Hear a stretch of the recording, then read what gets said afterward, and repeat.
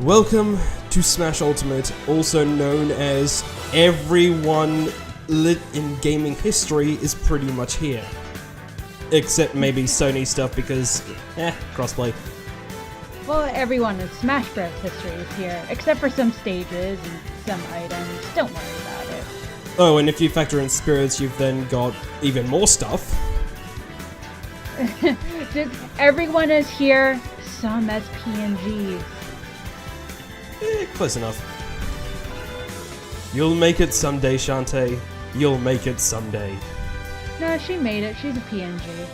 I mean, further than a PNG. Also, just because they're spirits, it doesn't discredit them from being a fighter. I don't know why people keep saying that, especially when the people who keep saying that are Geno supporters, and he has a spirit. Yeah. You can't have it both ways, people. He has one of the more hardest spirits to get. Yeah. That was a nightmare. Anyway, we might as well, before we actually get to the game review itself, we might as well start at the beginning. The hype build up to Smash Ultimate. What do you think of it? The timeline of events. I know Smash Bros. Was a very important game, but flashing back to E3, where it took up a lot of the time of the pretty much Nintendo Direct, that was a little painful. Yeah, especially because it also came off as the, oh, we haven't got anything lined up, just throw on Smash for half an hour game. It doesn't even feel like they have anything lined up now. I've been waiting all month, but there's no sign or tail. We got one announcement that Metroid Prime 4's restarting development. And there was a couple of little announcements about like Yoshi, the Yoshi's Woolly World thing. Some other indie titles got like noticed on the Twitter. Yeah. It was Yoshi's Woolly World. Crafted World. Release date. What? Crafted World. Sorry. It was a release date for that. They posted on Twitter, but no sign or tail of a direct yet. With the as we are recording. With the investors meeting happening this week, I believe, I'm pretty sure we're going to get something pretty soon. It's just that there might have been some announcements they wanted to save for the investors meeting first, then releasing to the public. That makes sense. Maybe things got kind of tipsy-turvy when they announced they were restarting development on Metroid. Yeah. What else? But about Smash. From when that came out, I feel like Smash took too much of the spotlight, but maybe it's because they're focusing more on the quality for the Switch. There's not a lot of things to announce. Quality for the Switch, like the eShop. We don't talk about the eShop. What's an eShop? Anyway. A place that's being flooded by indies. Yeah, I'm happy about Smash Bros. And this Smash Bros. Is really important because it's like the anniversary Smash Bros. You know? 20 years of Smash Bros. It's been around for almost as long as we've been alive. I was birthed from the womb with an N64 cartridge of Smash 64. And that's why I play Yoshi. Okay, I heard that birth rates in America were messed up, but I didn't think they were that bad. What does that even mean? You were born with a plastic cartridge as you were leaving the womb. That's not normal. And I'm pretty sure you came out I'm pretty sure you were born 3 years before the game was even released. So somehow you managed to teleport a cartridge into your womb from the future. I was the prophesized Nintendo baby that they base all Smash Bros. Off of. So you're the reason why Shantae isn't in. Hey, I'm the mastermind behind Smash Brothers. Aww. Not Sakurai, he's a ploy. Oh, guess what? I'm the reason that Waluigi isn't in Smash, much to the dismay of many fans. Thank you. You're welcome. I think this is a problem that a lot of people have with Smash Bros. It's like, I want this character. No, I want this. I mean, that's the spirit of Smash, but we gotta learn how to chill. Yeah, especially when announcements come out of characters that the more die-hard Smash fans don't care about. I remember when they announced Isabelle for Smash Ultimate, and everyone was going, "Ugh, why is Animal Crossing getting a new character? Animal Crossing's not a big Nintendo IP." It's like, yes, it is. Yes, it's one of their biggest games at the moment. And she's the go-to mascot of the entire franchise now. She's like a runaway. Isabelle's a runaway hit mascot. Yeah, she really is. What also didn't help as well was the Grinch leak, which people were willing to go to war over. Not quite as much as the debate of whether Smash Ultimate was a port or a sequel, which I think is actually still going on, but... I don't understand that. I don't understand that at all. Nor do I, especially because no one seemed to acknowledge the idea of it being a sequel that reuses assets. Which it turned out it was doing. If you ever notice, play a Brawl character like Wolf. I mean, they have all these new stances, but if you pick up an item, they just revert back to their Brawl stance. Yeah. Like, stuff like that. And I'm pretty sure that Jigglypuff, I'm pretty sure that's still her, X and Y model. Probably, but it works. I mean, going back, ever since its beginning, when I took the cartridge out of the womb, ever since the beginning of Smash 64, there was always been reusable assets. You know, Jigglypuff and Kirby, yeah. Captain Falcon and Samus, stuff like that. Yeah, it's normal game development. If you can reuse something, reuse it. Was Ness a reused asset of Mario? Or was he his I'm own not thing? sure. The models are quite different from each other. It's not like Jigglypuff and Kirby, which were just a ball with different limbs. Ness and Mario were pretty different. I know Luigi and Mario use the exact same stuff, but... Except Luigi, like, they just scaled up Luigi's, I'm sure. Yeah. But, I mean, Ness, usually the hidden characters are, like, copied from another one. I'm just wondering, is Ness is just his own thing, right? I'm pretty sure Ness is his own thing. Oh, no, I'm reading something. I know what happened. They were originally going to add Sans into the game, but they had to scrap it and reuse the asset for Ness. Okay, now Sans is a time traveler. Sans has always been a time traveler. Okay, I take it back now. Toby Fox is a time traveler. There you go. What? It makes sense because it is confirmed that Sans had some kind of time machine. True. Time shenanigans. Sans was originally going to be in Smash. Well, Sans is always in Smash. Sans is always in Smash. Ness has always been in the games. Oh yeah, right. The game theory of Sans is Ness. That's where I was getting at. Yeah. But, okay then. Anyway, what would have to be the best? What would have to be to you the best and worst announcement that came out for Smash Ultimate? Not counting the amount of detail that got front-loaded, what was the best announcement and what was the worst announcement? I think the worst announcement was probably the E3 one, because we were all hyped for other games, but they kind of like overloaded on just kind of, I know that was like kind of the mechanics of the game, but it's just, we didn't need 30 freaking minutes of this when we could be like looking at other games. Yes. Not to say I'm not interested in Smash, it just took way too much of the spotlight that time. Yeah, and that became a running trend of sorts with the other Smash announcements, with the exception of the Isabelle reveal trailer because Smash didn't play a big role in that direct. there were a lot of parts in the Smash dedicated directs that really didn't need to be there, such as focusing on the options menu.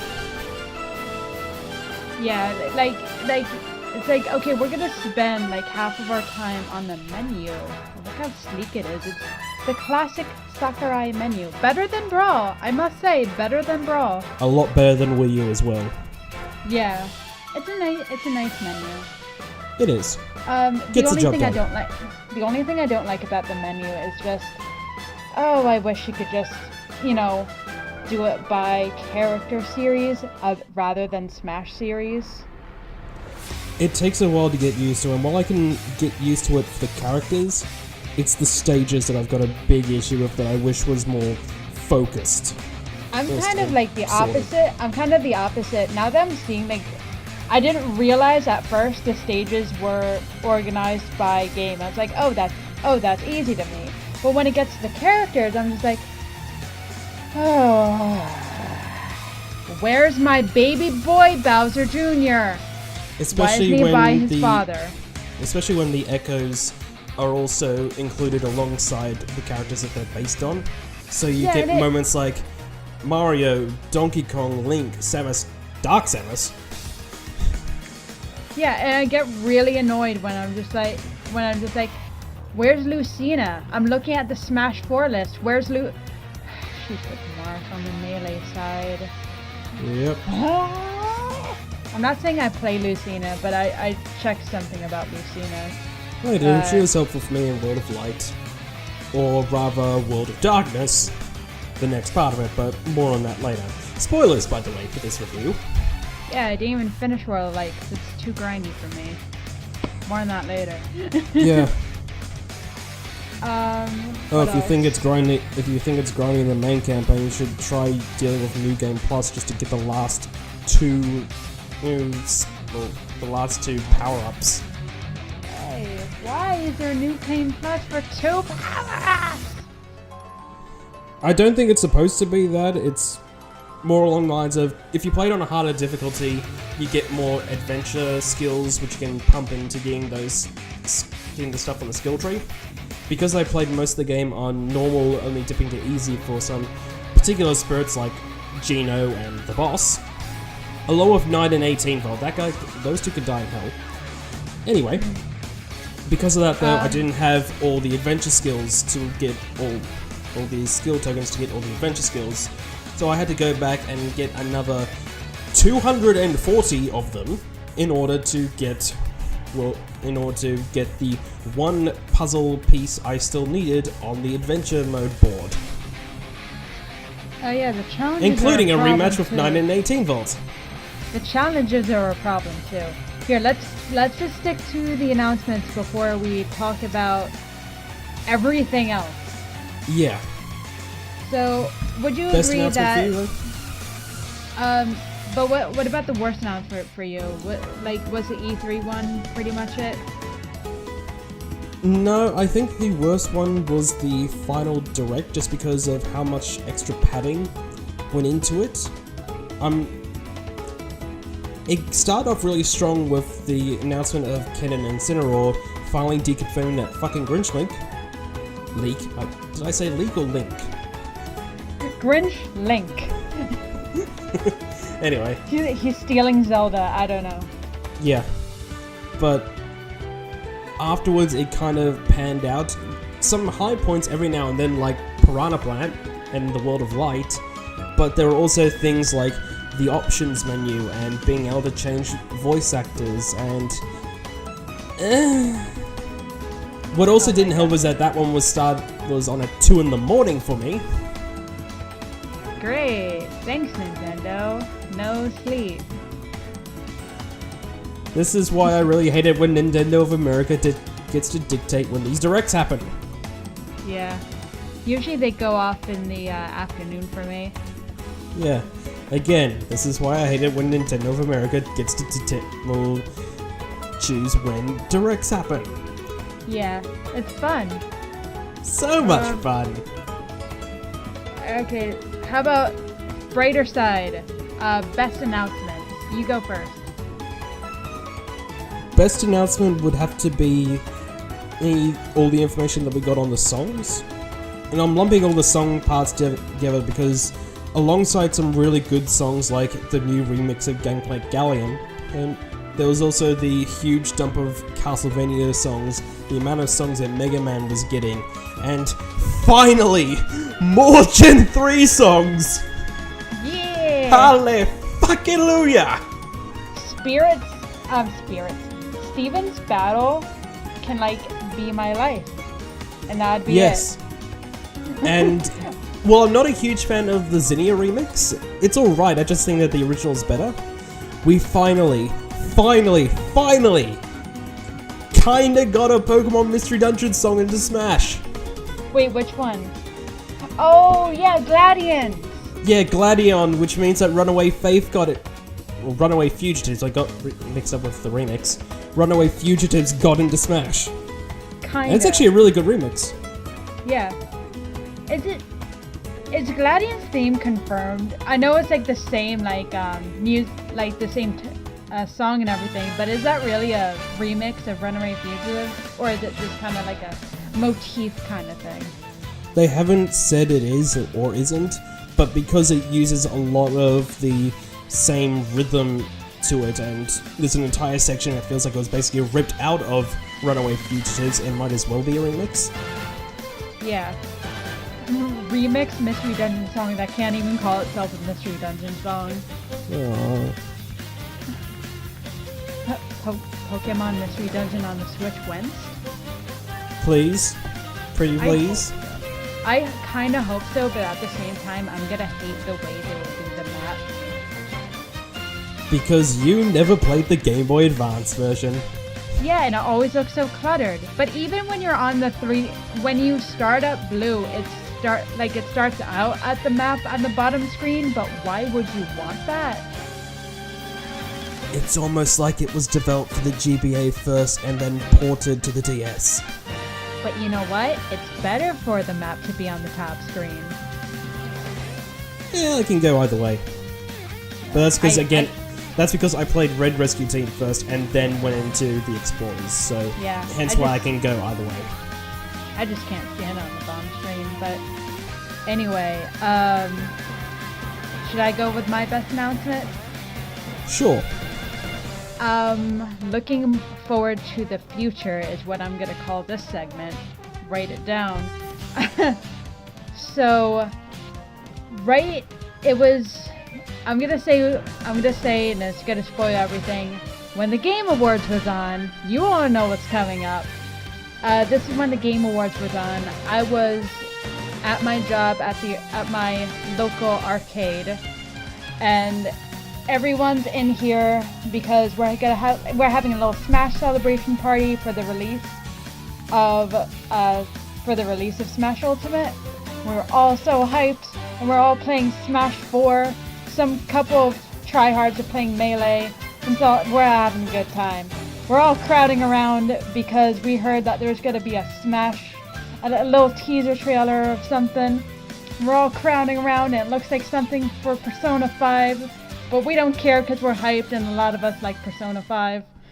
And freaking Joker, Ren, whatever you want to call him, comes up. He's just like, hey, guess what, guys? I'm in Smash! And we all fucking screamed. You want to know the funny story behind that as well? What? While you got to see it live, I didn't. Different time zones. But when you were watching the Game Awards before Smash launched, Smash had already been out for several hours by that point where I was. So I was actually at a friend's house playing World of Light with him. While he was doing some spirit battles, I was checking YouTube just to see if there were any Game Awards announcements. And then this one GameSpot clip shows up on my timeline that says new character reveal and Joker was in the thumbnail. Yay, great! Thanks for the spoilers, guys! Thanks! I didn't tell him what it was, I just told him, new character got announced, you want to go watch it. We did, it took us a little while to get it going because Macs are awful. Yeah. And what? A Mac? Gross. Go on. He's a director and does video editing, so Macs are actually better for production side, even though I still prefer Windows. Anyway. same, but go on. Yeah. So, we saw it. We both liked the looks of it, but while he has a PlayStation 4, I don't think he's actually played Persona 5. I don't even have a PS4, so not only have I not played Persona 5 yet, I'm crying and I'm dying inside because Kingdom Hearts 3 is coming out in 2 days. No, that's an outlet title. Never mind. I had a thought about Kingdom Hearts, but it's probably not going to do that. What, Sora for Smash? No, not Sora for Smash. You know how Kingdom Hearts has always been kind of a crossover title, technically, and they always have random Final Fantasy characters show up? Unless you Dream Drop Distance, in which case it's The World Ends With You, but yes. Yeah, but that's still a Square Enix game. Yeah. But no, I got confused because Persona's not this game. I was thinking, oh, if Persona 5 characters show up, it's going to be the end of everyone. But you know what? Probably Final Fantasy 15 characters are going to show up. Oh, Final Fantasy 15 characters are absolutely going to show up. Yeah. I'm pretty sure Riku actually looks like one of the characters from Final Fantasy 15 to boot, so... Who's not? Riku and Noctis 5 ever. Yeah. Riku and Noctis, Sora and Prompto, and whoever the third guy is. Sorry. I'm sorry, I don't play Final Fantasy 15. And Donald Duck and Goofy as the car. Did you just say Goofy or Goopy? Goofy with an F. I've been having a lot of issues where I'm slurring, and I don't know why. You're not the only one. But one thing though I will say about, to go back to Smash, the Persona 5 trailer did show off the fact that Nintendo isn't just going to be doing the obvious things like, oh look, a Fire Emblem 3 Houses representative. Oh look, a Pokemon Generation 8 representative. Oh look. They openly said that all the new DLC fighters are going to be part of a series that's not yet in Smash. I'm pretty sure they said that. So they're all going to be brand new reps. Yeah? I think it was more along the lines of actually I forget the comments, so I'm just going to agree with you for the time being. But yeah, they all had to be new reps anyway because everyone's here, so... Except for Piranha Plant, apparently. He breaks rules. To be fair, he's a free update for those who got it early, so... And we may still get representatives from franchises already here, but they could be lesser known characters from those, such as Psylux from Metroid Prime, or whatever. I could see them doing a Prime because of the whole thing, but now they gotta start from scratch. Yep. But apparently the Metroid Prime trilogy is basically done for a port to Switch, so hey, I'm all for that. But isn't Dark Samus kind of a Prime representation? She is, but at the same time she is just a clone of Samus, so Psylux would at least need to be a bit more original. So, and he's a strong enough character who's appeared in multiple games, such as Federation Force, Corruption, and Hunters.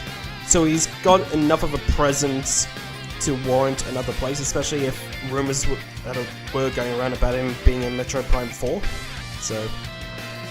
Right. By the way, about the Piranha Plant announcement, did you also think he was an item at first? I was unsure about everything happening for it, but as soon as it was announced that he was a fighter, I was barely able to hold back my laughter, because again, it was 2 in the morning. Yeah. Because no one saw it coming, and I knew... coming! Oh, that was a foreshadow. Go on. and no one wanted him in. He was the new joke character, and he was so perfect for that role, because aside from the fact that he is an iconic Mario character, kind of, it's funny just to think of that Piranha Plant got in before Waluigi and Gino did. Which really just goes to show Waluigi's priority in Nintendo overall. A lot of people call Piranha Plant like Sakurai's rap, basically, because there was a video going around. It was like Sakurai's like, "Oh, you wanted this character? Well, guess what? Here's a plant. Never ask me for anything ever again." Oh, I've seen one better. It just goes, it's a redub of sorts. It goes, you couldn't just fucking wait. You had you had to leak all my stuff. You had to leak all these special announcements I was going to reveal. You couldn't just fucking wait. Now all those are being cancelled. Here's a fucking Piranha Plant. Fuck you. It's like, you never asked for this character, you say? Well, this is what you get. Never ask me for anything ever again. My game, remember? Thank you, Mr. Sakurai. If Sakurai wants to add 3 Kirby characters and 15 Final Fantasy characters, he's gotta do it. Unless Square Enix says no because of how little representation Cloud got in Smash Ultimate, but... Just replace every character with Kirby and you'll be fine. Oh wait, they already did that for World of Light. Yes. Everyone is dead. Hi! Everyone is here. I am here. Just Kirby on his All Might. Yep. There was actually a comic strip that was going around of Sakurai in the Smash manner trying to depict or trying to plan out where all these characters were going to stay. Sonic goes, I think you're showing a little bit of bias as towards Kirby. Sakurai claims he doesn't know anything about it, but then you see the plans further on, and then there's this mansion section built onto the side of the manor dedicated to just Kirby. I think you have some character biases there. No? Okay. On the subject of World of Light, we might as well go to that now because we keep dancing around it. Yeah, it's grindy. It's not Subspace Emissary. It's better than Smash 4, but existing would be better than Smash 4. Would you say it's better in Melees? Because who really remembers Adventure Mode from Melee? Yes and no. Yes, in that it plays a lot better, but that's because it plays to Smash's strengths.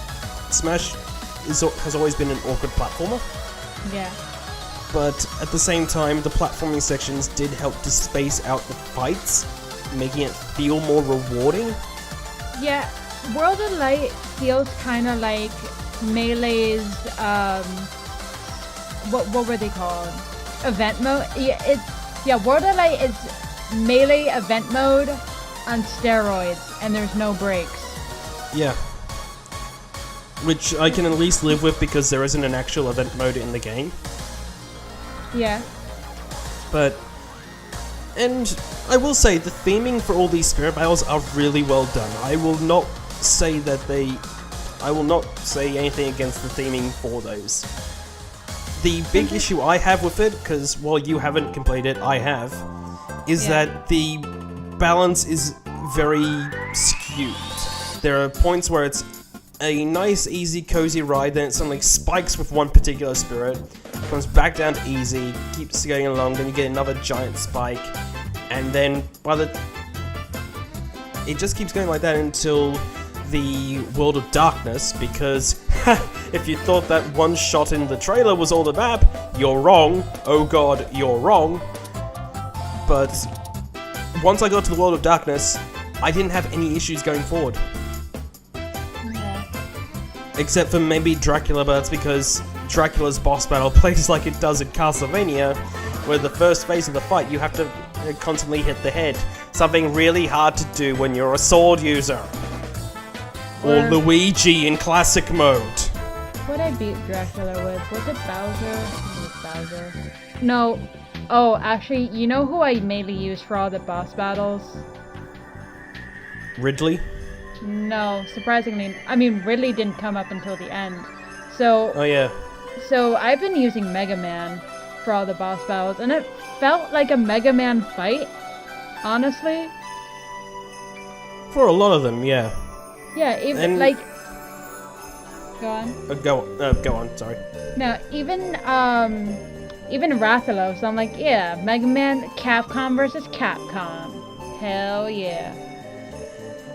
Rathalos gave me a few issues at first because I didn't notice the items spawning on the ground, and when I did notice, I was like, there was a pitfall trap going to help with a dragon.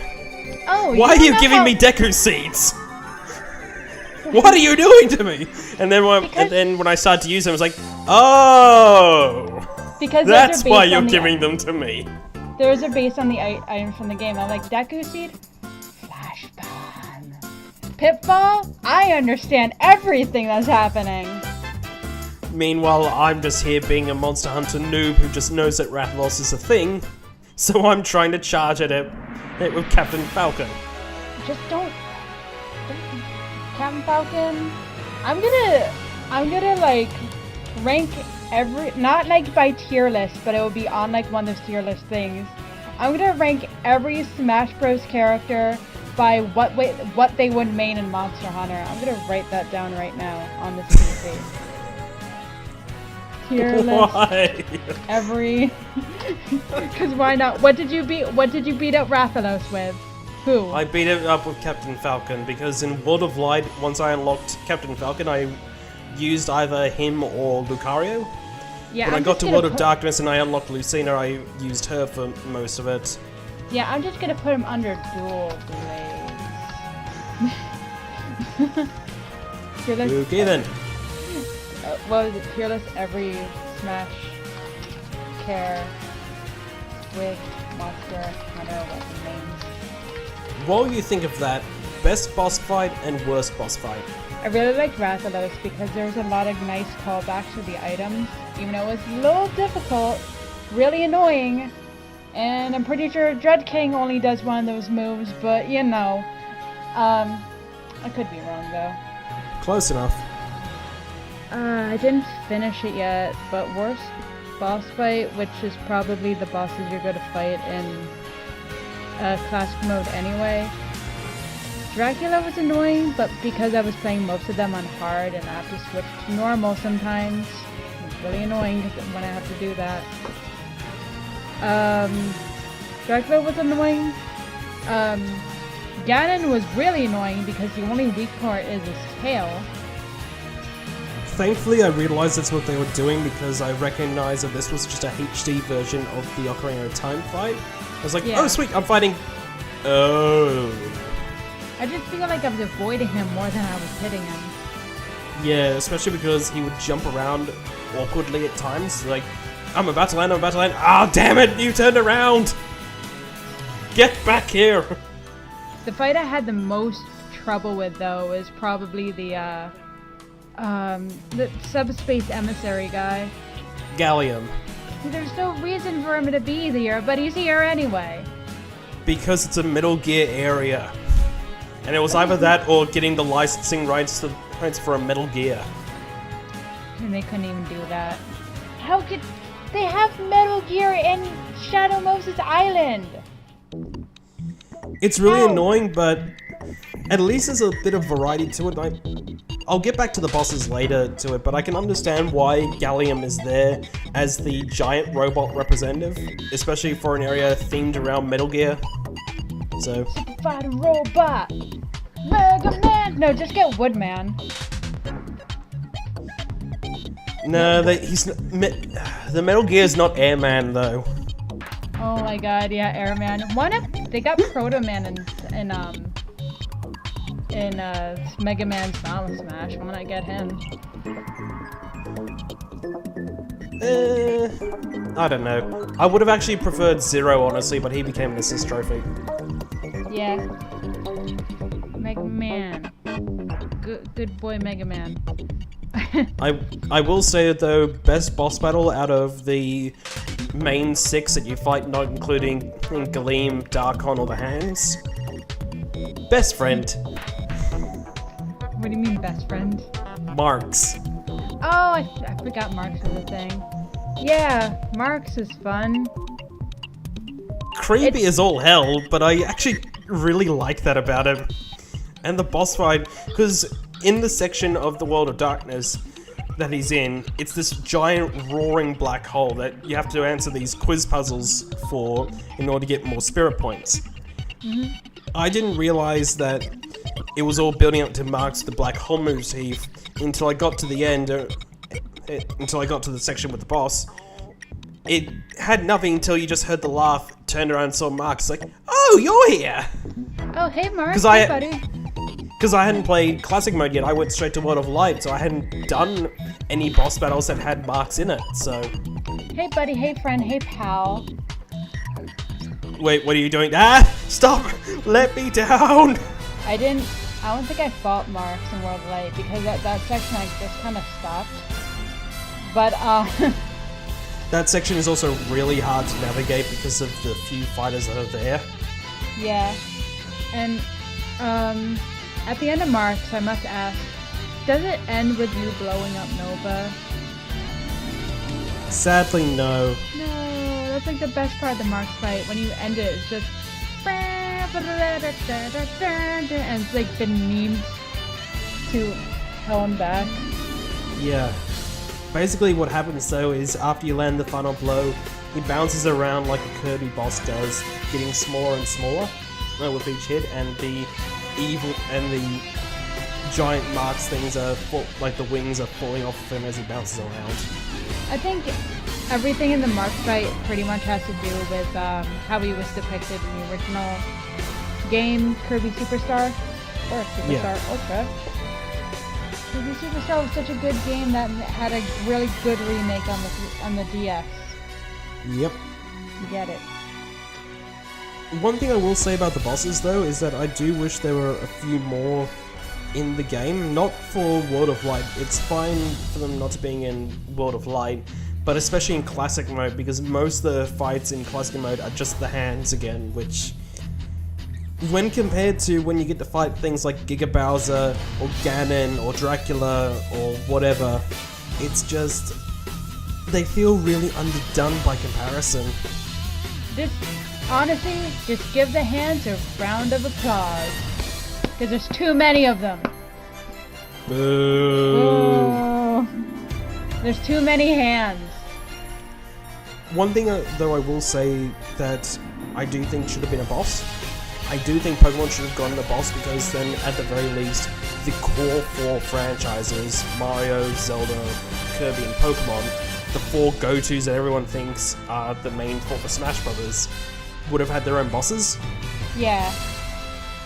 But what Pokemon? Plus you could have easily pulled a legendary Pokemon and just have that be the boss for a Pokemon campaign. You could have had Mega Mewtwo X, or Rayquaza, Necrozma, or... Honestly, at that point, it would probably either be Rayquaza because of laziness, or Necrozma because it's Gen 7. Yeah. Would have been cool for Primal Dialga, but probably not. Who remembers Mystery Dungeon? You know, that Spike Chunsoft game that gives off so much despair. You know what I'm talking about. Mystery Dungeon Gates to Infinity. Yeah, come back to me when you've actually played it. Actually, come back to me if you manage to finish it, because even I couldn't do that. If it's on sale for like $5, maybe okay. I really don't want to like get it. I mean, I want to experience it, but I don't want to purchase it with money. Yeah. At least the next video review for us is going to be Super Mystery Dungeon, so... That's fun. I remember that game. I'm not sure if I'll replay it, because I replayed it twice. Because late game was annoying, so I wanted to change up my starters to make late game easier. Yeah. You know the correct option: Charizard and Swampert. No comment. Moving on. Back to Smash Brothers. What? Charizard doesn't get hurt by Earthquake, and it's really easy to navigate fly around. Even though Charizard's boring. He is boring, but there's no other flying types. I think you could get something like Talonflame to add to your party. Yeah, when Talon Train feels like exploring. Remember, you know what the problem was in that game? Is the party members never stay. Yeah, fair point. That's why I had to change my starters. Yeah. Anyway, we'll get to that when we actually get to Super Mystery Dungeon. Yeah. What else can we talk about in Smash? How about the new characters? Because there wasn't a lot of them. There wasn't a lot of them, but they all felt distinct and they all deserve a place there. Though I will say for the record, stop sliding me on the ground in that frickin' Mario Brothers stage. That was frickin' annoying, Marissa! Is that a call out? Yes, it is! That was really funny. I didn't even expect it to, like... You know how dangerous Ridley's on walk-off stages are, right? I know now! So you're on the for all the people out there, you're on the Mario Bros stage, the one where it goes left to right, and then when you're at around 100, like at 100 you get, the stage finally kills you, but when you're around 100 and you can't max out of Ridley's side B, you just kind of keep going until you die. Yeah, I think I got to around 150% before the game finally decided to kill me.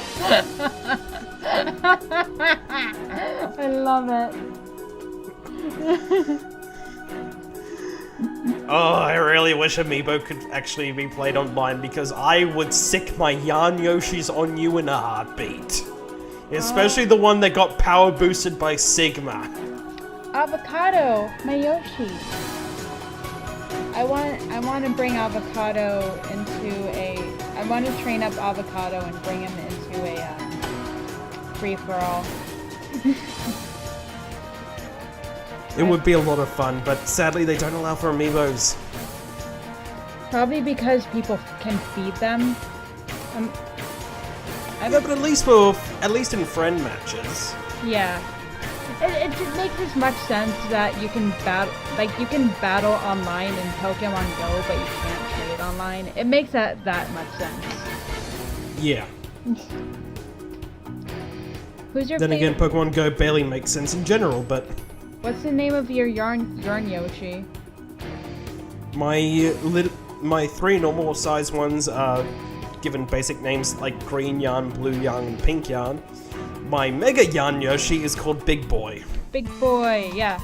I have a bunch of Amiibo I don't really use, but I have Avocado because I want to start up a new Amiibo. Tinker Knight is my Bowser Jr. and Blastoise is my Bowser who holds my USB for school. Fair enough. Yeah. I have an Isabelle I'm tempted to start training. Sadly, I can't use either of my Isabelles because my family still enjoys Animal Crossing Amiibo Festival, and it'll delete all the costume data. Oh no. But hey! Costume data. Yes, I can't bear the thought of losing the costume data. But hey, at least we're getting a Smash Brothers Isabelle, which actually looks really good. But they would want to use the Smash Bros. Isabelle. Yeah, well they're not. Especially because I'm the one who kept playing as Isabelle. There's no Smash Bros. Isabelle. Don't tell them that. There's no other Isabelle amiibo. I'm not planning on telling them. And if they find out, I'll just go, she does the same thing as those two. Yeah. No. Not again. I want... whatever you name your Isabelle, it's like, no, don't. She's mine. Exactly. There's this video going around about... I mean, there are these videos going around about Isabelle and, like, matches up against King K. Rool and Ganondorf because it's so freaking ridiculous. Because she's so overpowered by being able to break the game by playing catch and summoning infinite assist trophies. Infinite Rathalos. Infinite Waluigi. Infinite everything. The only one that doesn't work well for her is Infinite Squid Sisters. It just does it the one time and then that's it, but the screen doesn't actually go back to normal. Monster Hunter World thinks itself is so great because it can have 3 monsters in one hunt at the same time. Watch this! Oh, you should see Infinite Devil. Oh, yeah, I saw that. It looks so freaking stupid. The screen just doesn't stop moving. Why are you showing me? Why are you showing me the camera at an angle where the entire stage is so far off screen? We just keep dying.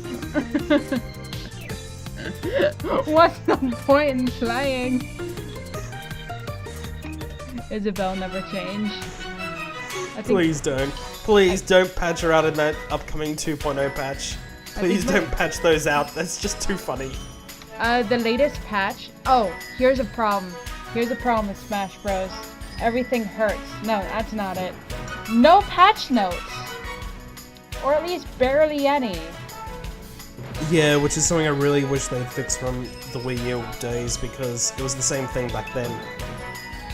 I mean, how are we still living in a time where we have really nice and lore-heavy ARMS and Splatoon patch notes where they tell you everything and more and unnecessary information, but Smash patch notes are just like, we changed some things. Enjoy. Riveting. Yeah, and they're even like really vague about it. Yeah, which is just frustrating because when you get the notifications for it, it actually brings you to a web page. Yeah, but like, it's not in-game loading, it's a web page that you can scroll down. You can make for as long as you freaking want. but even then they don't add anything. Yeah. But we have to know exactly what spirits are going to be locked behind a one-weekend event that we'll never see again. That's the important stuff. Still waiting on you guys to actually release those 3 Super Mario spirits along with the partner Pikachu spirit. The partner Pikachu spirit and the partner Eevee spirit has been available for a while. I don't understand why everyone hasn't gotten them. Also, Nintendo, where's my Piranha Plant email? You haven't got that yet? No. I think they forgot Did you get the coins from it? Yeah, I got the coins. The coins are in my thing. I just never got the email. I checked both my emails. Where's my Even plant? in the spam folder? Wait, what? I think Chrome messed things up. What'd you say? Even in the spam folder? Yeah, I checked spam on both emails. I didn't see anything. It's weird because I had no issue getting my Piranha Plant email. It took a few days, but I got it. Yeah, I mean, when I said it, it was like the 2nd or 3rd day of me waiting for the Piranha Plant mail. But now it's been a little bit. I still haven't got my mail. But the plant. Yeah, I did everything they said, and I was just like, where's my plant? Where's my plant? I didn't pre-order it. Maybe that's the issue, but I got it before. I got it on release day. They don't care about pre-orders for physicals, so... Yeah, I know. It doesn't matter either way. Yeah, they said if you get the... Not even on release day, they said if you get the game before, like, February something, you can get... January 31st. It's not the end of January. I got the coins. Nintendo, give me my plant. Yeah. Also, Plant's preloaded. Because of an update, they preloaded Plant into the game before Plant is out. So,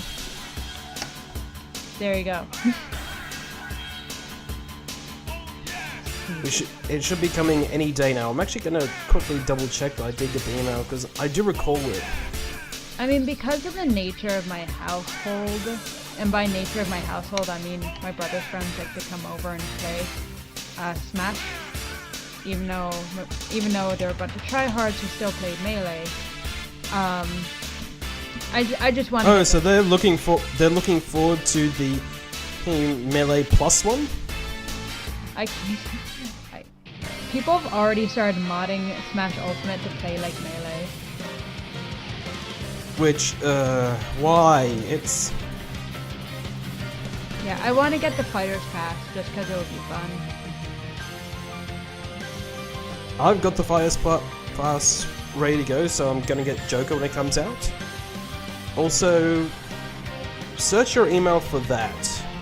Because that's the email that was that's used what I was for the looking Piranha Plant thing. That's what I was looking for. Anything from Nintendo. Yeah. Nintendo forgot about me.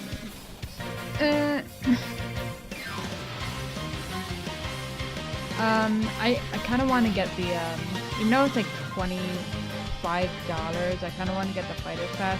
It sounds much more feasible than whatever the hell happened in Smash 4 with their DLC. How much was their DLC altogether? Too much if you doubled it. For the sake of both versions. That's true, but like I did. How much was it for one version? I don't know. I think some characters were going for about $6 or $7. I know that much. I genuinely can't tell you how much they went for off the top of my head. It's been so long. So... Every time I open up Chrome, it messes up my computer, because my computer... I need a new one. My computer is dying and it takes way too long to start it. Yours isn't the only one that's dying. I need to replace the DC input from my computer because if I slightly nudge it now, it stops sending power to my computer. Oh no! Nudge it, I dare. No. Thankfully the battery's not awful yet. I'm looking at something. Smash Bros. For Smaforash, as it was spelled. Yeah. What's the price for all the DLC? $34? At Target? I don't think that's right. Okay. Download content. Wow, they still have the Wii U set up. Amazing. So. No, I'm not surprised. 3DS Wii U is $5 or $6 for Bayo. $4 or $5 for, well, actually really, no. Bayo is $6 or $7 for, $6 or $7 for Bayo, $5 or $6 for Corrin, worst character. $6 or $7 Corrin's not that bad, shut up. Hate Corrin. $6 or $7 for Cloud. $6 or $7 for Rio. $4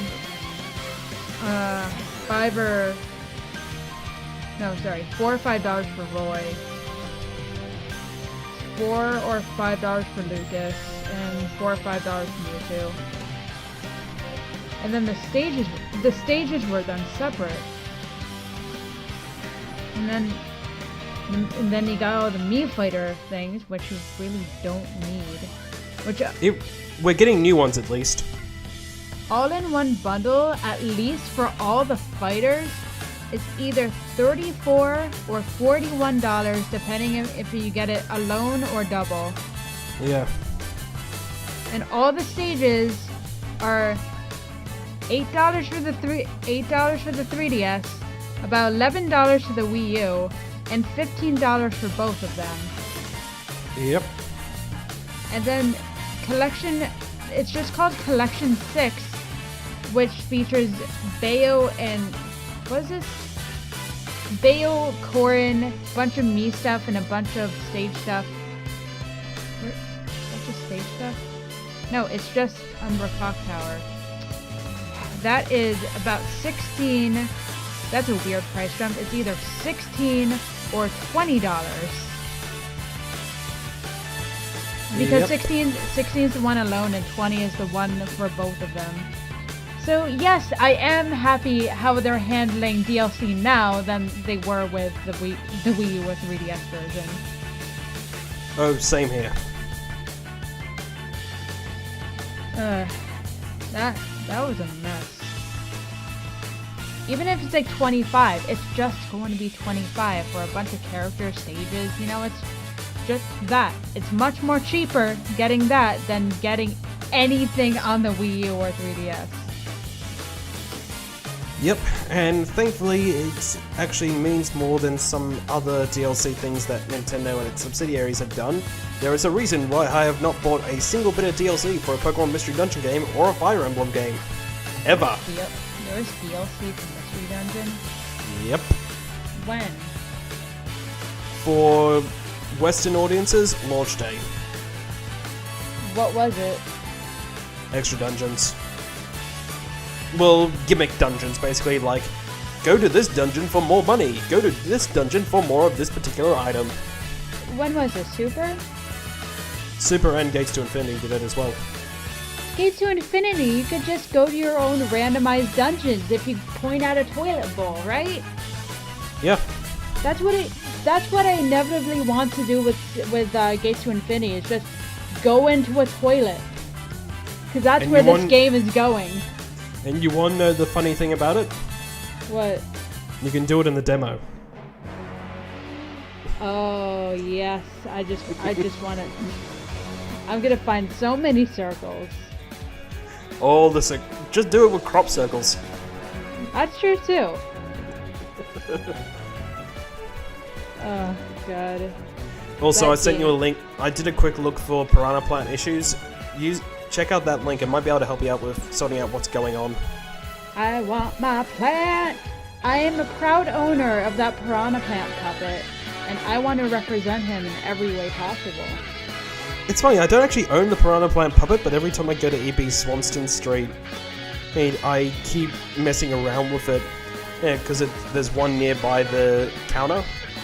Why didn't you finally take him home and call him your own? Because it's $30. Oh, right. Australia. Yeah. That happy little continent. What? Why am I not getting on my phone? I don't want to open it up on my PC. Oh no. Weird. This looks different. I got it. Where would be the support? It just shows you how to get it. If you scroll down, there's a subsection called "Help! I didn't get an email with my code." Yeah. See, pre-ordered game to retailer. No, that's not it. Help! I didn't get it. Make sure you have the registered game digital. Make sure you're checking the correct email address. I might have to go in and see which email I use for my Nintendo America, whatever it's called. Yeah. Yeah. I didn't want to do that, but now I guess I have to. Yeah, if not, there's a contact us that you can get in contact with them for extra help. So that's what I don't want. That's what I don't want to do. But what's kind of funny is that I do like that their number hasn't changed for the services. Because I heard Nintendo services were really good. I just never called them before because I don't like admitting I have problems. But I want to... Yet, you don't like admitting you have problems, yet you keep talking about your anxiety on Twitter. Public Twitter. Doesn't everyone talk about anxiety on Twitter? I don't. That's because I don't think I have anxiety, I just think I'm insane. I think a lot of my friends talk about their anxiety and mental health issues on Twitter, which is fine. I've been trying to open to myself about mental health to the point where it's like I'm willing to seek free therapy because actual therapy is expensive. Yeah. If I were to afford it, I would go to real therapy. But I'll take free therapy, I guess. Thankfully, you're not at the point yet where people are having to tell you, no, seriously, go to therapy, this is not healthy. Yeah. I mean, everyone should go. Everyone should go to therapy. Even like it's just a healthy thing to do. Yeah, especially when you get to the point of going, I think I should kill myself. Yeah, don't do that. Please don't. Please don't. Please don't. Please don't. Have you ever seen that, like, I think it was, like, part of Twitter DM, where somebody Twitter DM'd Zootopia. It's like, hi, this is Judy Hobbs, I'm here to help. And somebody just types in, I want to kill myself. It's like, don't worry, this is what we like to, this is what we do best at the ZPD. Please don't. Please don't. Please don't. Please don't. And it just kept doing that. Well, that works. I think. Everyone, please, just don't. We love you. I love you. Come here. Oh, it's not mine. I'm impartial. Don't do it. Don't do it. You've got... Everyone has so much to live for. The world is still changing for the better. There's still things to look forward to. Unless you're one of the politicians that keep America from having a working government for... How long are you on to now? Like about 30 days, but this is serious. I'm honestly happy that the government shut down because this is what they deserve. But it's not what the TSA members deserve. At least they're receiving back pay, but still. Yeah. This is what this country deserves for the president that we chose. See, I would say something about it, but at the moment Clive Palmer's making his big push to try and be Prime Minister again, and I'm just dying inside. Australian politics! Basically, imagine a dumber version of Donald Trump and you have Clive Palmer in a nutshell. So just take anybody from the wild south and just have that, like, you know that joke of Florida Man, that ongoing American joke where a Florida man does crazy stuff? Nope. No? Florida Man is not your prime minister? Nope. Especially because South doesn't actually work for this country. It's one of the few times when the opposite of whatever happens in the North is actually applicable, because the further south you are, to an extent I'm not sure about Tasmania, the more sane you seem to be. I mean, Clive Palmer's Queensland. I mean, your south is basically my north, where it's like everyone closer to the city is kind of like in the urban life. It makes more sense than anyone in the rural areas, which is my south and your north. Yeah. Because typically it's like if you're in an urban area, you follow rules more often. You follow a lot of things. You are more concerned about people. But anybody in the rural area just seems a little bit more selfish, and they think that they got free reins on everything, and there's no rules out there in the rural area. And I feel like they're not, maybe a little morality is shifted, and it's just different with perspective. Yep, though I have to ask one thing. Yeah? How do we get into politics while we're reviewing Super Smash Bros. Ultimate? Because politics are awful. Politics are awful and so ingrained in our lives, and we're so like divided that it's becoming so plain to see. Yeah, it's true. It's basically just a big problem. It's a big problem. Everyone hates each other because everyone has an agenda and no one wants to see me in the middle. Yeah. Also, we have one of the most polarizing times in our politics when Trump is president. At least on the plus side, you haven't had to deal with a country that's been shifting prime ministers what felt like every other month. I mean, people called the White House a rotating glass door. So we basically had that for the leader of our country for one point. There was, from 2007 to ongoing actually, there's been coup after coup after coup, to the point where I genuinely don't know who's even running this country anymore. I know the party that's running the country. I don't know who the actual leader is. Sounds great. Yeah. Who's running Smash Bros? Sakurai? The tournament people that are banning it to only 8 stages and not even including things like the final Smash meter or some sort of variety, or even Battlefield and Omega forms, just so we have different music to listen to. There's a picture that's been floating around about stuff like that. Let me see if I can find it. Here it is. I'll send this to you on your Twitter so you can see it too. But it's basically it's very text heavy, so it's not really worth showing. Here, I'll send this tweet to your Twitter right now. Here you go. Link to it in description. Yeah, it's just very text heavy, so I'm gonna go through this.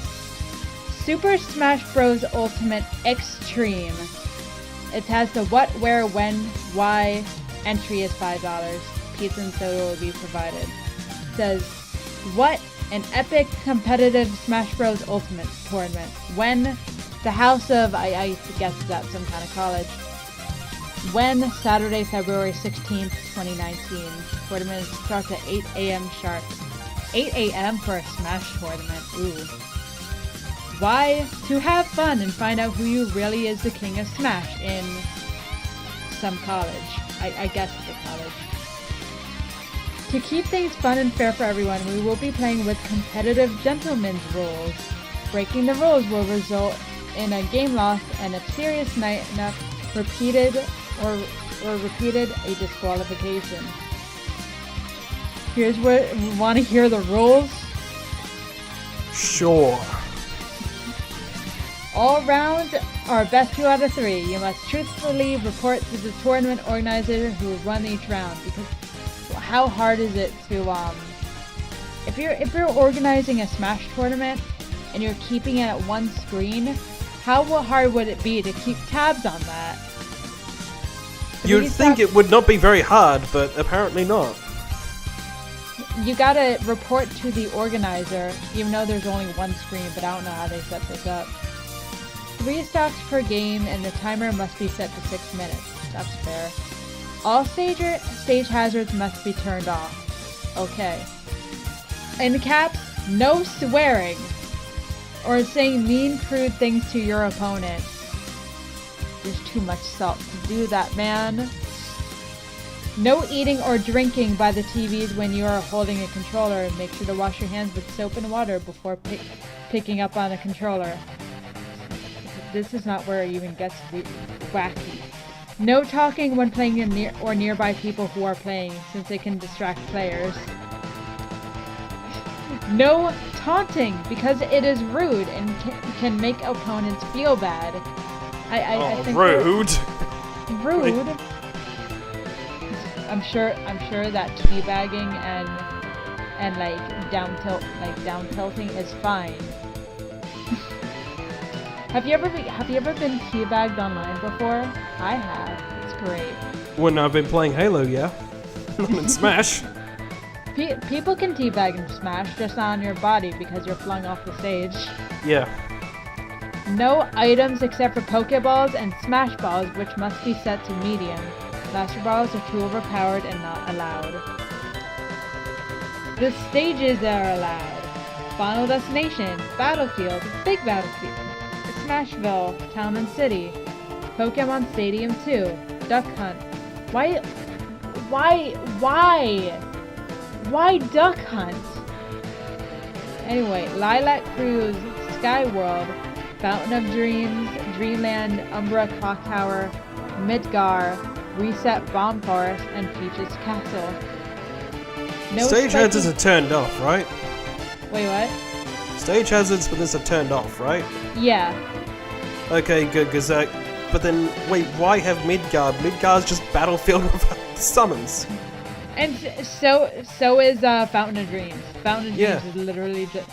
Fountain of Dreams and Dreamland without stage hazards is literally just Battlefield recolor. And what is Duck Hunt with what hazards are in Duck Hunt? The ducks do nothing. The dog sometimes comes up and is a platform, but that's really it. That's really all that's turned off. Also, Umbra Clock Tower is really just Final Destination with another coat of paint. Yeah. It still goes down. The rules still go down.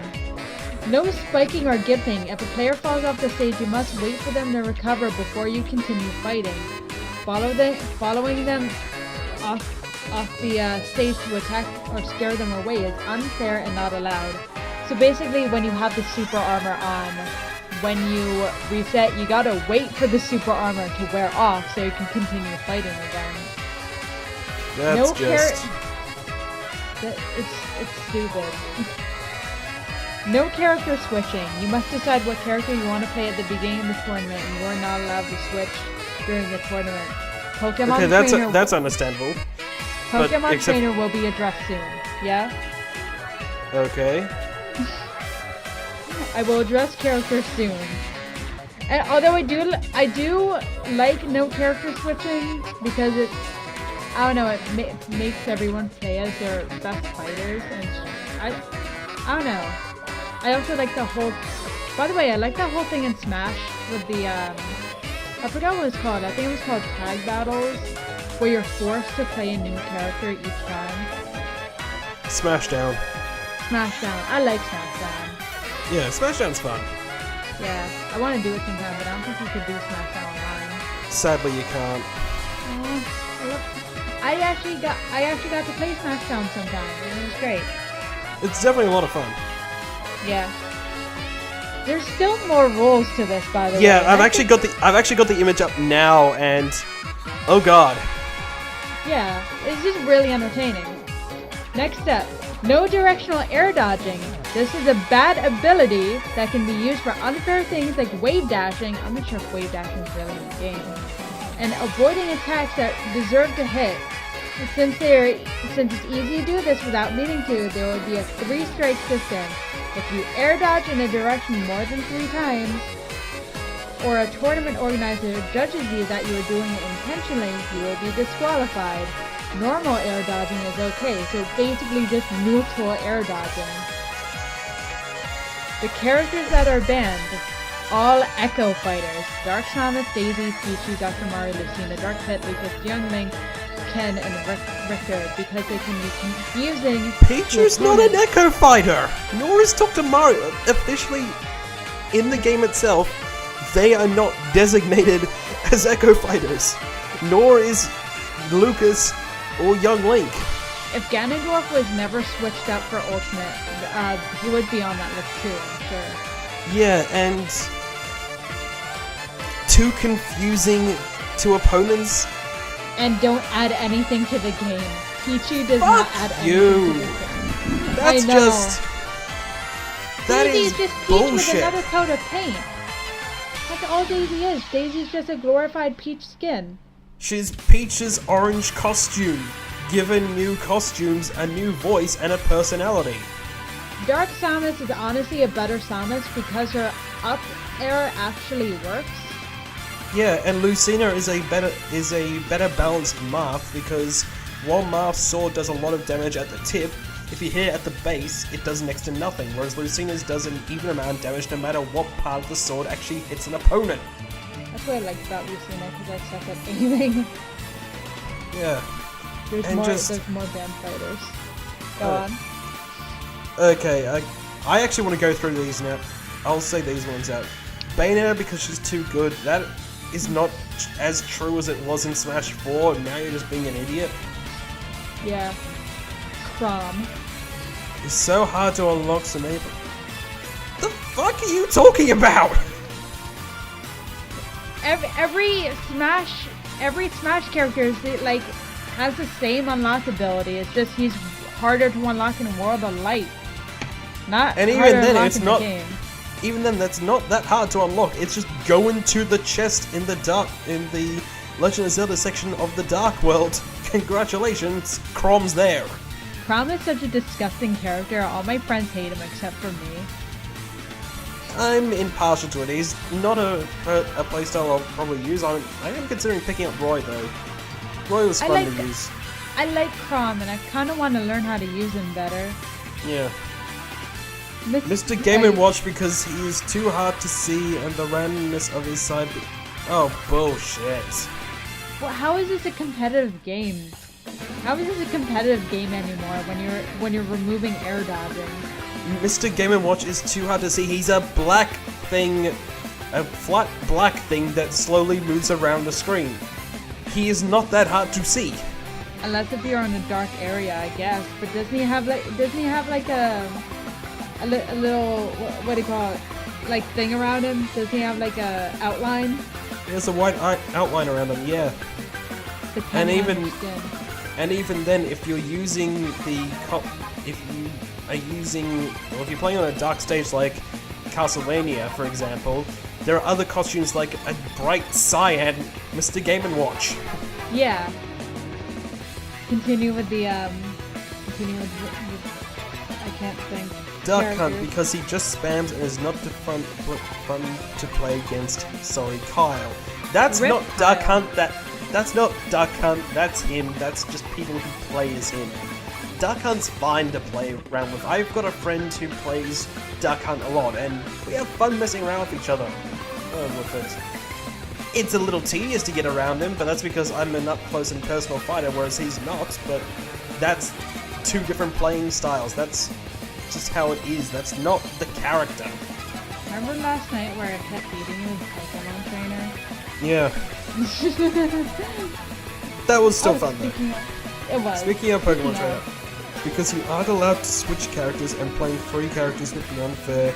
Also, it can be confusing with Pokeballs. Which Pokemon is your... The fuck? Because Pokeballs are somehow not banned in this tournament.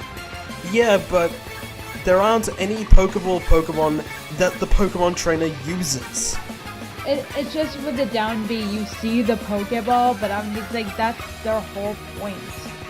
Yeah, and it's even a different animation to it.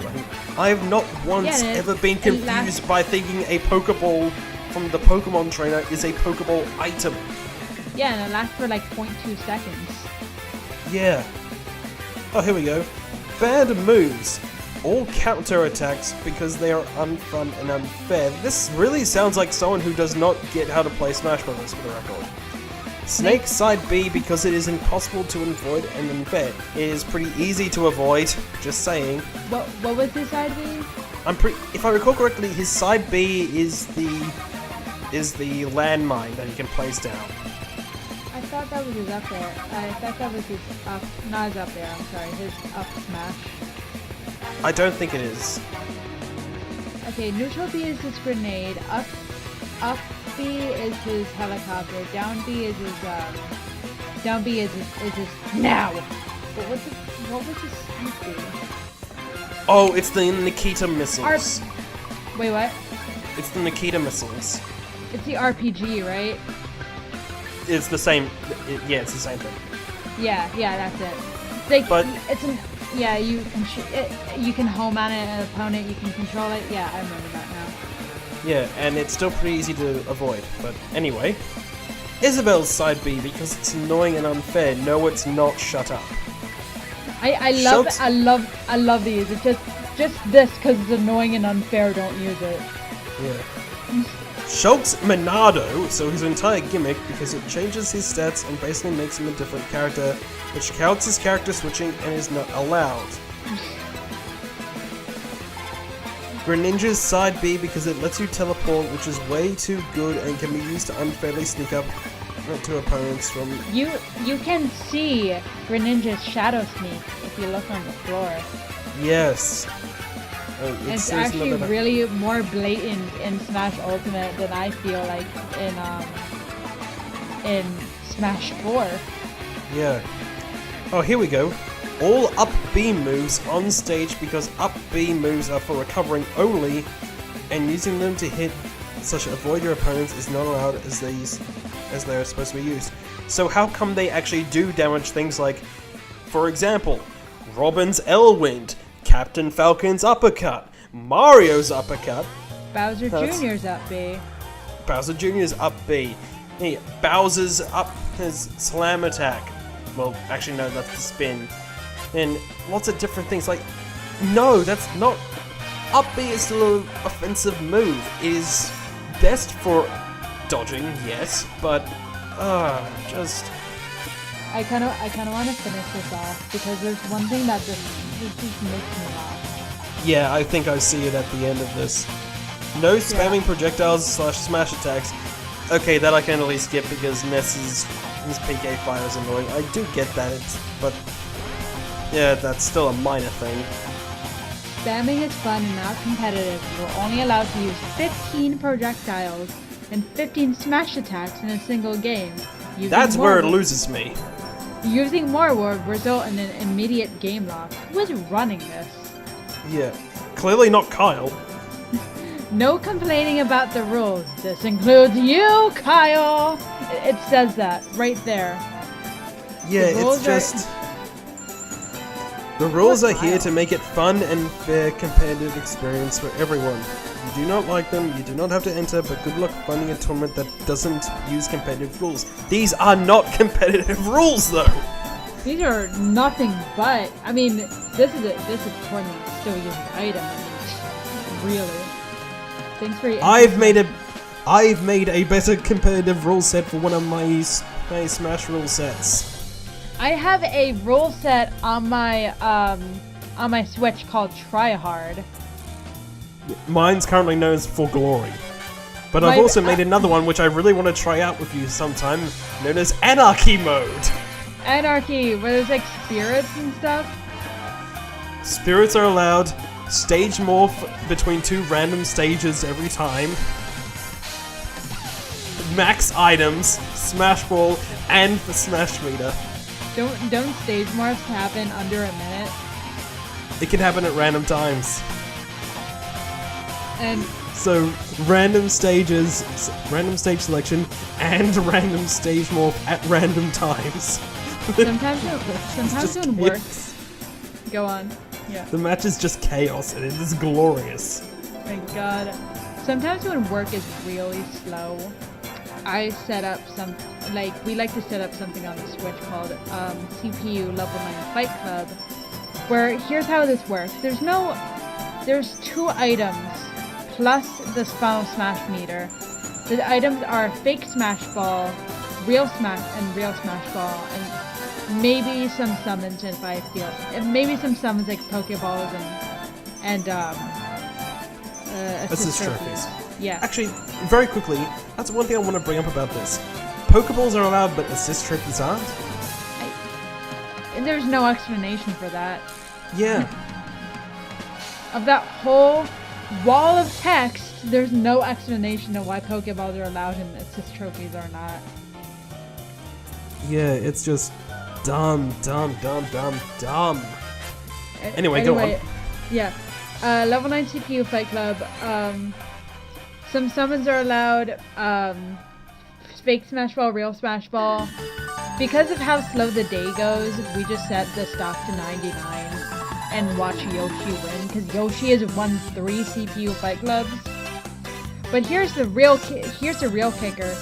Stage morph every 2 minutes, every 2 to 5 minutes, I think, between Temple, like one of the bigger stages, to Melee Yoshi's Island. Ooh. So that's how the stocks go down ever so quickly. Yeah. There's one thing that, because I've not actually disabled any of the stages and I've left them all on their original forms, so you can get things like the Great Cave Offensive showing up in Anarchy rules. Oh, I hate that. It was actually really helpful for some of the challenges, is because Little Mac versus Jigglypuff in Great Cave Offensive, and just make sure I friggin' hit the level 9 CPU as hard as possible, and just let it bounce off the damage platform, or the damage areas. Really helpful. Though the KO 3 level 9 CPUs with Meteor Smashers can go die in hell. Wait, which Meteor Smashers? I'm sorry. The challenge is against in a 4-player battle against 3 level 9 CPUs, you have to KO 3 level 9 CPUs in under 3 minutes with only Meteor Smashes. That's a strange one. All those Not the strangest one I've seen though.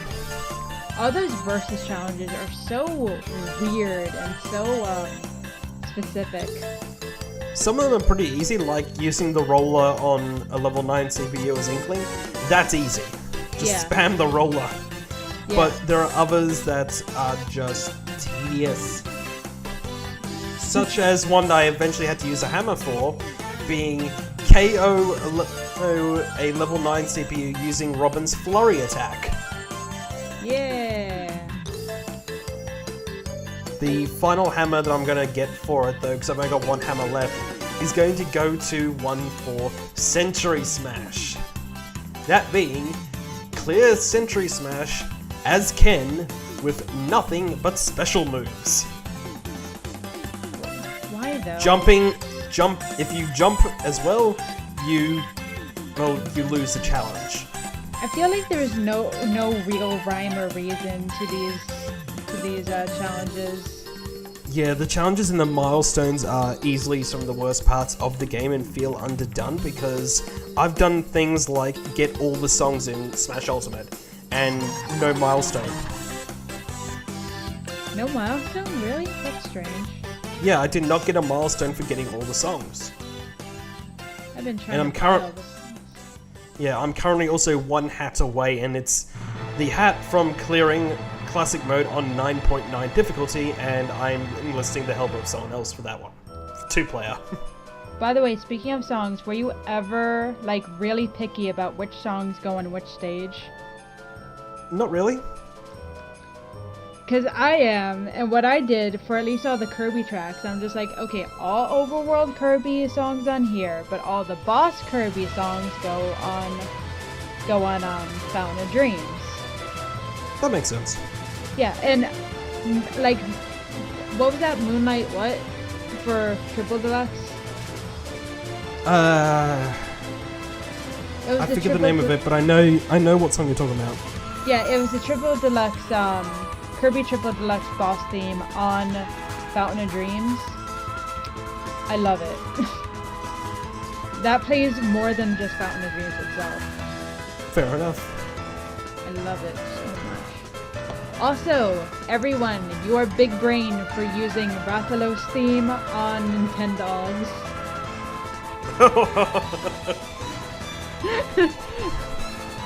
Why?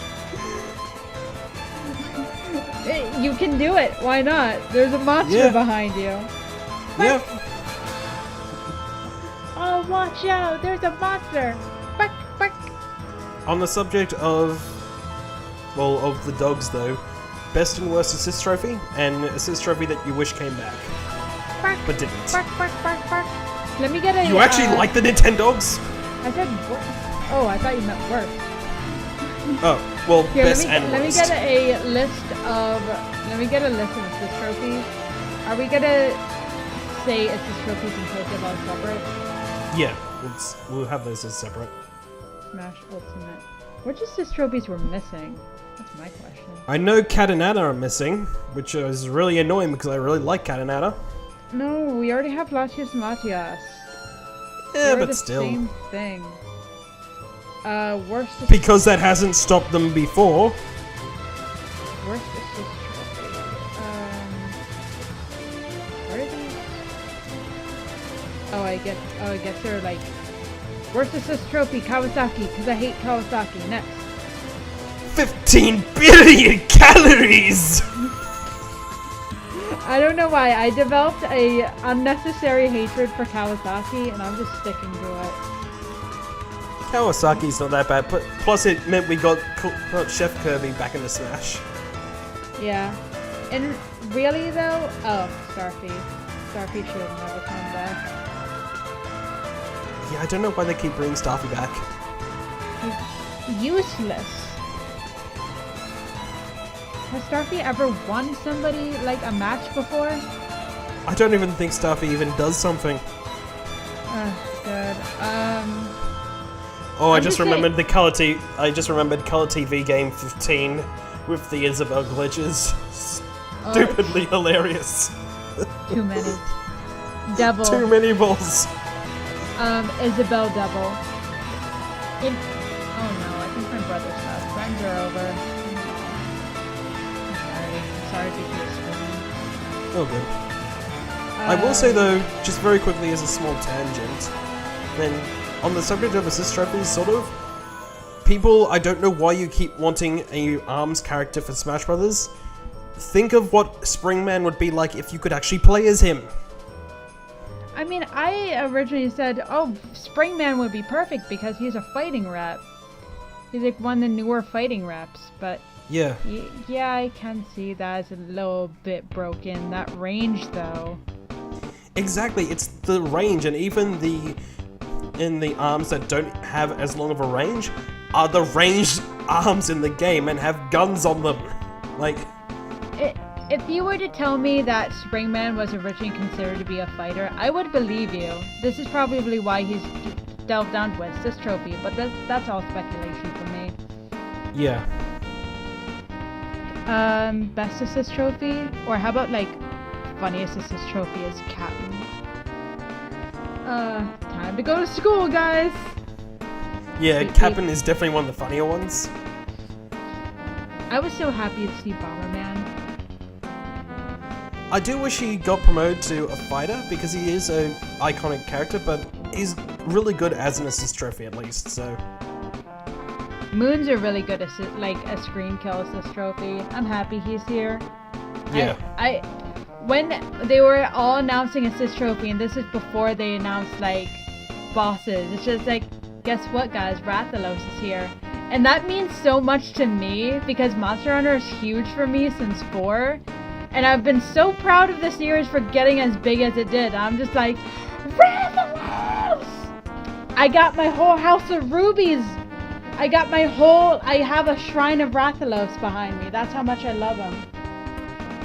Did you even get the Rathalos amiibo imported from Japan? Oh, well, yeah, that was the first thing I got. Like, my house of rubies goes as follows. I got the Monster Hunter Stories amiibo Rathalos. Like, that's the specific amiibo I wanted. It wasn't even random either.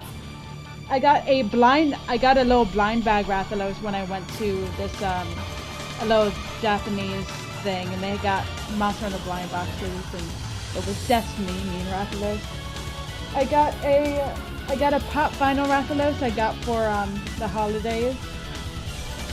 And I got a Dread King Rathalos plush, and that's my House of Rubies thus far.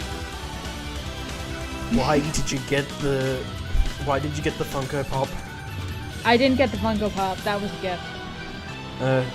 It's pretty great. I like the detail. The only problem is that the eyes. Granted, I'll admit that the Rathalos Funko Pop is not the scariest Funko Pop I've seen. That title goes to a tie between Pikachu and...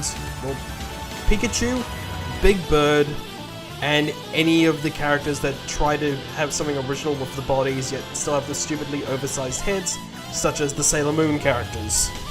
Big Bird Funko. How bad can it be? Hold on. Yeah, I see it. Why did they make his eyes black? I'm gonna send you a picture. This particular picture looks like he's ready to rip my soul out. I'm sorry, but is he fuzzy? I don't know, and I don't want to know. Here we go. He probably isn't. Here you go. Yeah. That see why he's up there? Scares. Yeah, but like with the shines in his eyes, like, oh, that's not the... never mind. Yeah. Snuffleupagus. That doesn't look terrible. Oh my god, whoa. Is that a pop vinyl with actual eyes? Somebody I'm scared. Made a pop... Send it to me. No. This is a special pop vinyl of Smaug from The Hobbit, but with actual eyes painted so it doesn't look as bad. That looks good. That looks good, but the funny thing about it is that the artwork on the box has it with the black eyes. Yeah, but this means it's just a special version because they have one with the black eyes, but that's a special one with the actual eyes. Yeah. Because I guess like the creators of this is the normal black eyes variant. Because I guess the creators even acknowledge that. Yeah, I guess that the creators even acknowledge that. Wow, I hate those eyes. Yeah. This is a reason why the only one of those collectible figures that I have, aside from Amiibo, is the Nendroid for Toon Zelda. Wait, Toon Zelda didn't have a Funko Pop? Or did she? I don't think she's ever gotten a Funko Pop. Legend of Zelda. Imagine not having a Funko Pop. I don't need to imagine not having one. I don't have one. I don't want one. Nope, Zelda. Because that is far superior. I don't know if this is real or not, but I think it might be. I'm sorry if you hear me. Yeah, it's fine. No, I'm sorry. No, that's fine. These are the concepts. Pretty cool concepts. But it's like, what are you gonna do with Funko Pops? I don't know. Oh yeah, I've seen that in Nendoroid time and again. It's on Nendoroid. Now we're just delving into Nendoroids. We should be talking about Smash. Is there anything else to talk about Smash?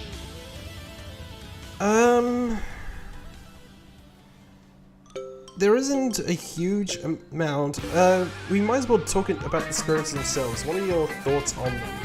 Because while we talked about them, while we talked about the battles for like World of Light and all that, we haven't actually talked about the spirits themselves. I never play with spirits. Like I never played like a match outside of World of Light or a spirit board with spirits. But their inclusion is nice. I mean, I find it a little lazy that they're taking, albeit nice looking PNGs in place of trophies, but I guess there's just not enough memory or enough time to make those trophies. The amount of time needed to render out each of those individual trophies just for the sake of little statues, I can understand why they wanted to cut them because of how many of the spirits there would need to be. So I do at least get why they said, we're not doing them anymore, this is far too much effort for what little we're getting out of it. But at the same time, I wish they did a little bit more with them, like giving them the bios of the trophies. Mm-hmm. Yeah, I do wish they had, but they would have fun bios. Yeah, especially because with how many of them there are, they're definitely valid substitutes for trophies, it's just that they need a little bit more to push them over the edge. Yeah. Although there's kind of like a preservation with them too. Getting like this was discussed a lot with like a couple of the Yoshi Story ones. There's a lot of preservation coming from them too. With what am I trying to say? It's like they're really nice looking PNGs, and for images that didn't have as much as clean as this didn't come out yet, like these are really high res PNGs. Oh, absolutely, especially for a lot of the older artwork, like a lot of the old Donkey Kong Country artwork ones that became spirits. It's a lot of the Pokemon ones which are at least original designs for the most part. I don't remember seeing them in any games, though some of them are absolutely stupid looking and I love them. Seriously, I love this artwork of Ditto. Have you seen the Ditto one yet? Is it Ditto's world artwork? It might be his world artwork. Let me see. Ditto's spirit. Because a lot of the Pokemon spirits are just their online Pokemon world artwork. Yeah, I'm not surprised about that. They're just easy to get. Ditto. I found it. Oh yeah, I'm also happy that Ditto is finally a Pokeball Pokemon. Oh, it is so good. Yeah. I just wish that Because, there was you know, some way of limiting the Pokemon that could come out of Pokeballs, because I would totally do a 8-player Ice Climbers with nothing but Ditto Pokeballs. I would love that. Oh my god. Too many. Can Ditto even come out if there's 8 players? I don't know. I don't think so. Oh yeah, did you know that Alucard is programmed not to be summoned in one stage, and that is the Wii Fit Trainer stage, because he can't see himself in the mirror. Really? It's true. It's true. I've even tested this out in training mode. Oh my god, that is beautiful. It's just little things like that I love. That is amazing. So they can do something like that. Oh, where is this artwork for this damn spirit? I think I've seen it before though. It's this world art on. Let me see if it's the same. Ow. It's Ditto Pokemon. It's like they still call it Dream World art even though Dream World doesn't need it. My phone's like screaming at me. Stop downloading stuff. Is it this one? Or is it something else? No, it's not that one. Okay. I want to see us do it. Can't do it's Gen 3 art. Cause they don't make new renders for Smash Ultimate. They probably gloss them up a little bit, but I don't think they make new poses. Alright. Here we go, Cerebi should have it because... Oh yeah, did you notice the amount of Pokemon spirits that are in the game? Are they a lot? 150. Ha! That's great. Ha ha ha ha ha ha ha ha ha. What spirits do you have all the spirits? Yeah, they've got all the images of all the spirits here. I'm just scrolling down. Pokemon, only Pokemon spirits, because they are Here we go. numbers through Gen. Number 458.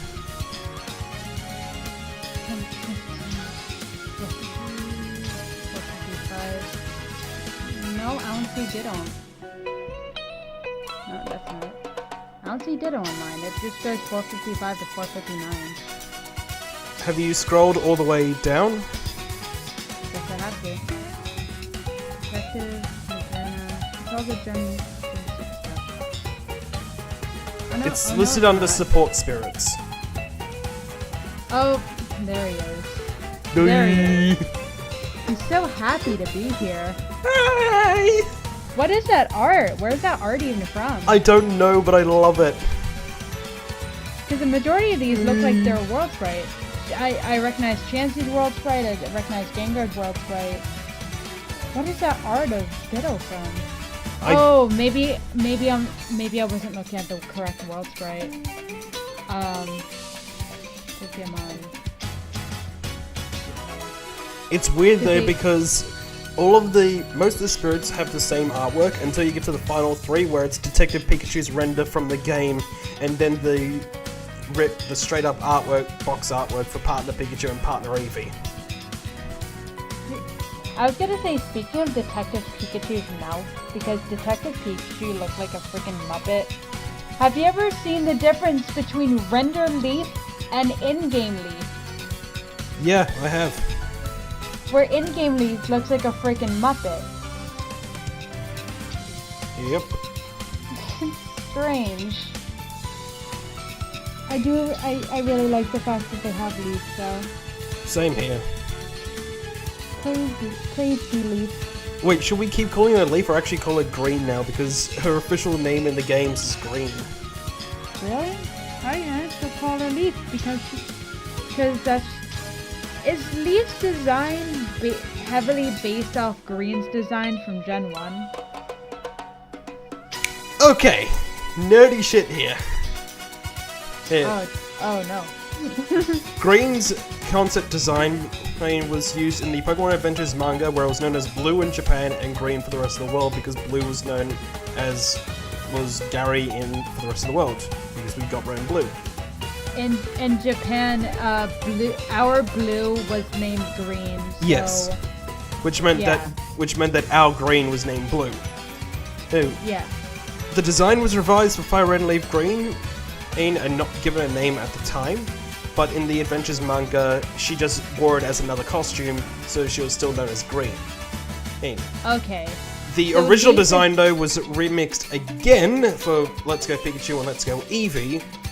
So instead of wearing this weird black dress, it's just a black tank top and shorts, blue and blue shorts, where she was given the official name of Green in the games. And that was more akin to her Gen 1 outfit rather than her Gen 3 outfit. Yes. Yeah, that makes sense. People called her Leaf in Gen 3 because not a lot of people... Green wasn't that well known, and she wasn't a player character until Gen 3. So and the game she came out in was Leaf Green, so people called her Leaf, but I'm not sure if Leaf was official or not. It wasn't. I mean, if it's Bulbapedia... her name is listed as Leaf on Bulbapedia as a different character from Green. Yeah, the big thing is that a lot of the Pokemon games don't really give their playable characters official names, so it's the reason why we just refer to the characters from Sun and Moon as Sun and Moon. They don't have real names, it's just the names of the games that they came from. I'm guessing the same thing happened with Leaf, because again, Leaf Green. Although I'm going to stop you there, still not really official names. They do have semi-real sounding names based on... usually I think their names would be based on when they were releasing all their pre-release screenshot and all their pre-release videos of whatever the placeholder name they choose for those players that aren't based off them, also named. So for instance, the male and female characters for Gen 6 were named Elio and Celine respectively, but they still had the same kind of thing relating to the Sun and Moon. Yeah. Yeah. Personally, I prefer the name Luna for the female trainer. Yeah, I mean, Moon had a lot of different names. Yeah.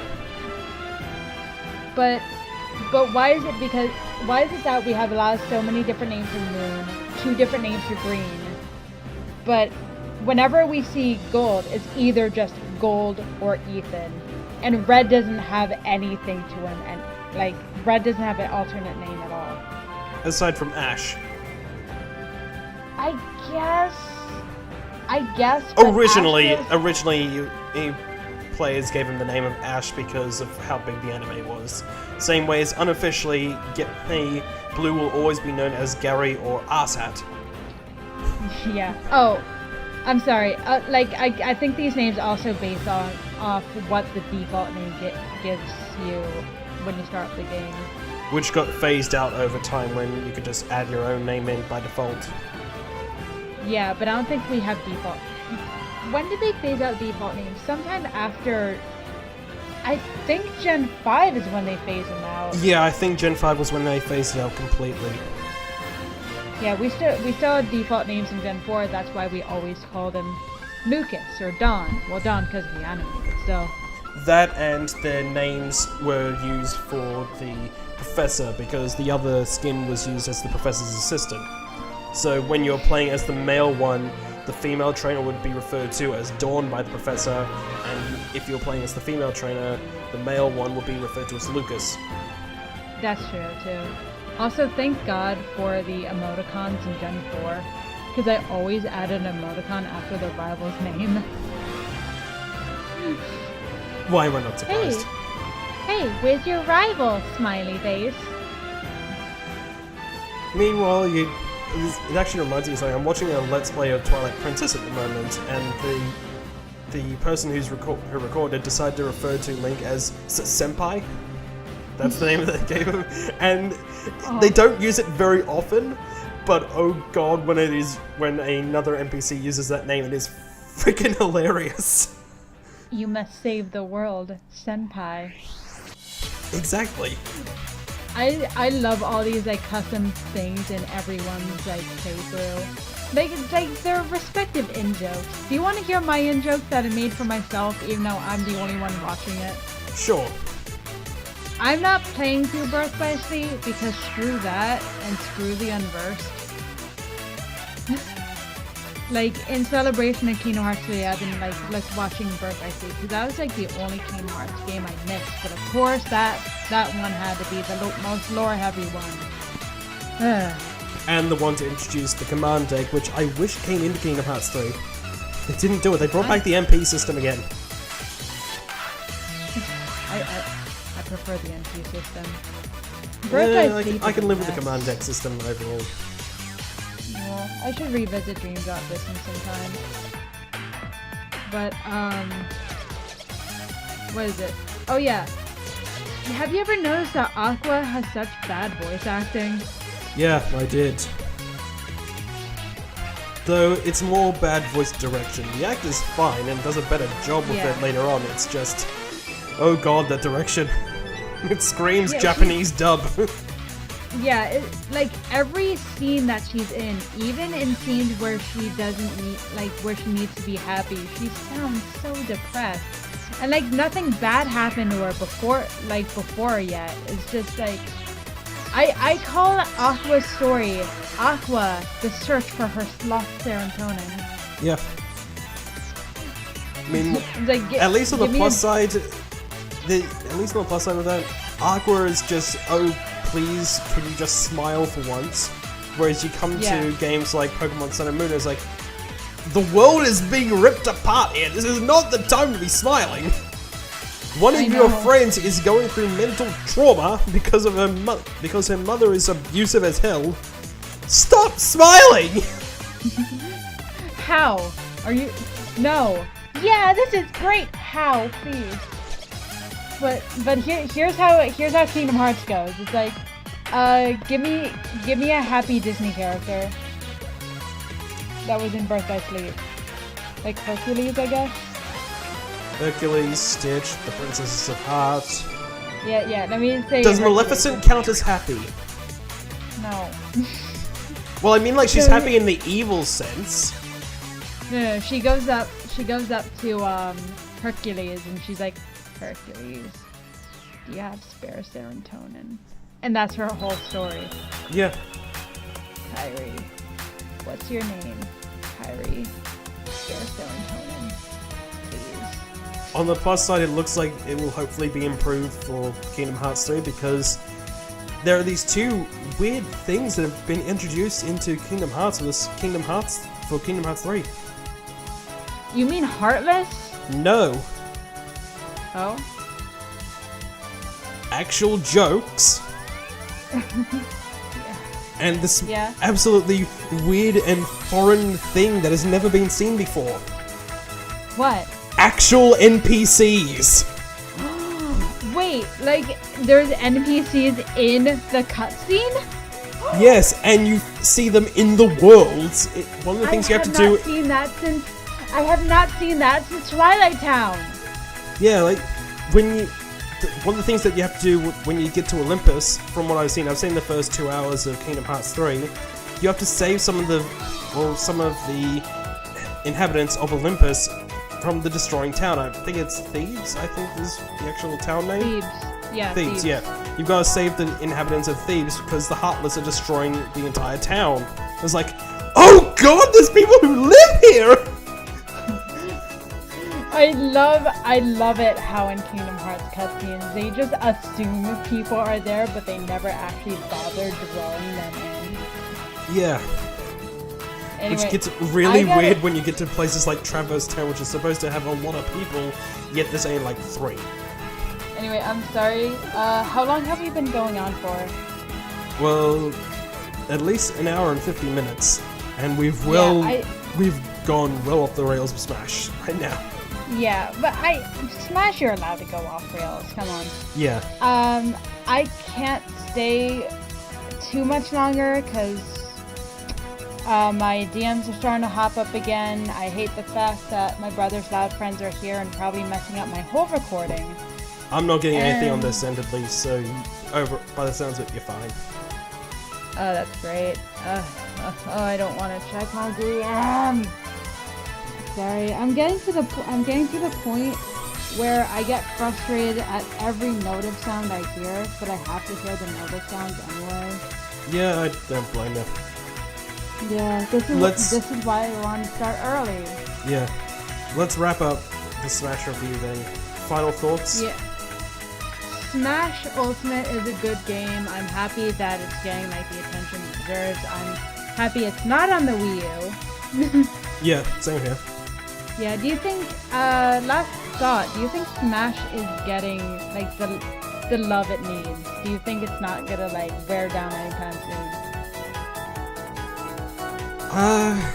This actually kind of goes into my final thoughts on it, but while I think Smash Ultimate is the better game, Smash Wii U was the better made game.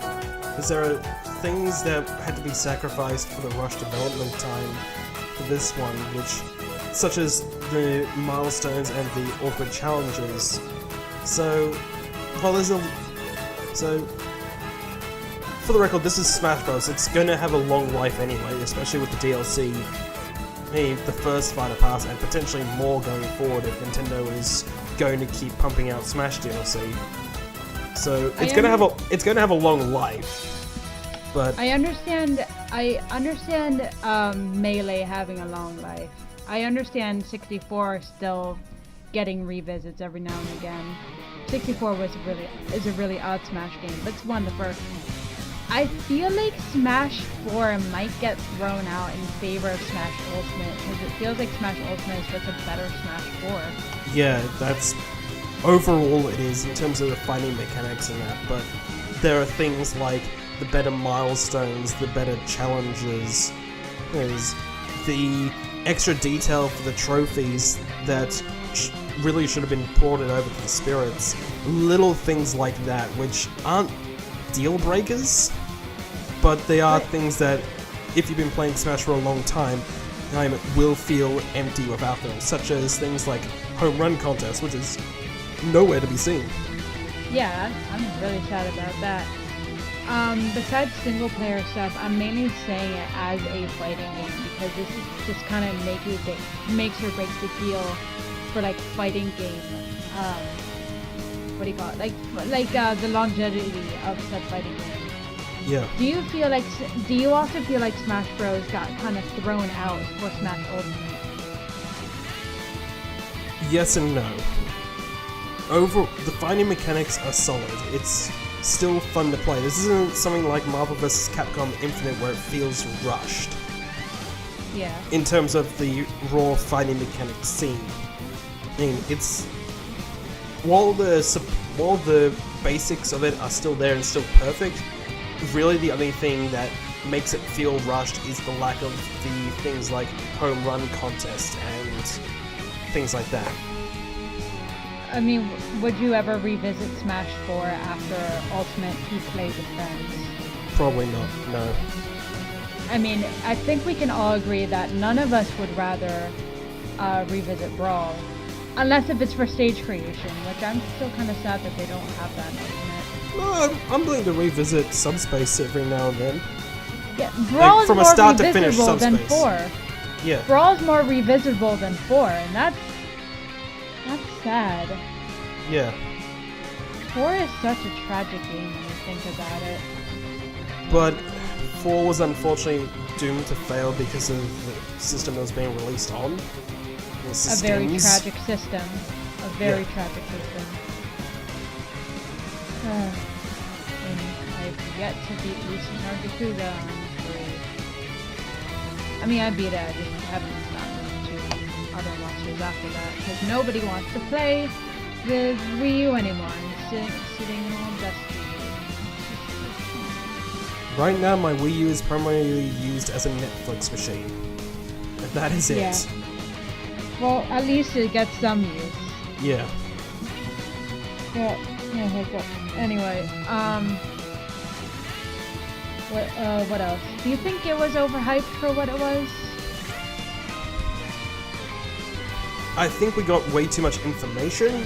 I wouldn't exactly call it overhyped, though. Yeah, I mean, Smash is always going to be a hype game. Yeah, that's the big difference for it, though.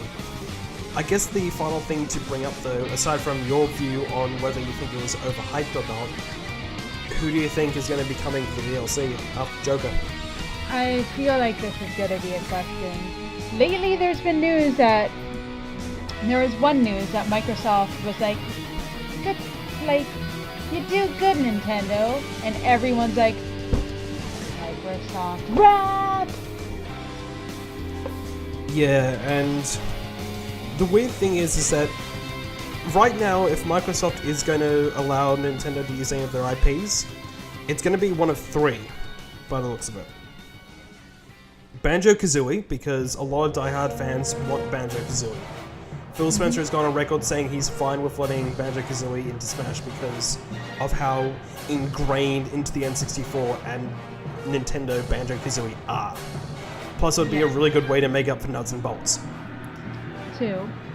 Two would be Steve, because of how big Minecraft is, and if Nintendo was going to get an indie game of some form, Minecraft, while it might not be the best one and the one people want, has the best chance because of how big Minecraft is. I really don't want Steve Minecraft because that would just be so fucking weird. But it's Smash. They had weirder. Yeah. No, they didn't. Steve Minecraft is just a really weird choice to me. It's weird, but it's still the one that makes a lot of sense. The third one, though, would have to that has the best chance from Microsoft would be Master Chief. Which I know that sounds wrong, but I mean, I could see that happening. Yeah, that's the difference between Minecraft Steve. Go on. Yeah, there's enough room for Master Chief to have a moveset. Plus, Halo was what brought first-person shooters to the consoles. Yeah. Like, that's the be-all, end-all. He is one of gaming's greatest characters as a result of that alone. Yeah, you could argue that GoldenEye did that, and some other games did do that as well, but Halo was the one that really got it started. I mean, we already got like some indie game love in Smash Bros. That being Shovel Knight as Assist Trophy and Shantae as a spirit. Along with Risky Boots as a spirit and some of the knights from Shovel Knight being spirits. Yeah.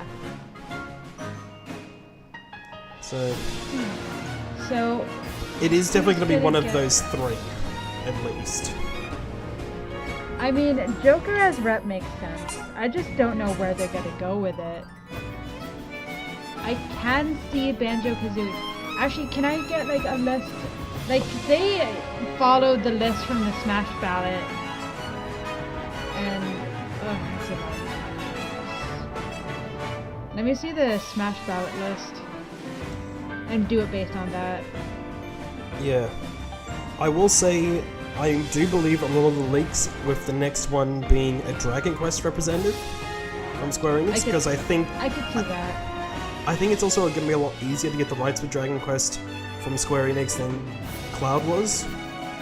Dragon Quest is really big in Japan, and Square has been trying desperately to get Dragon Quest popular in the West. So they might be willing to be a little bit more lenient with Dragon Quest representatives in Smash than they were for Cloud. And it makes the most sense for the next Square Enix representative. It's their two biggest IPs, bar none. And yeah, people want Geno. Geno's niche. Sorry to break it to you.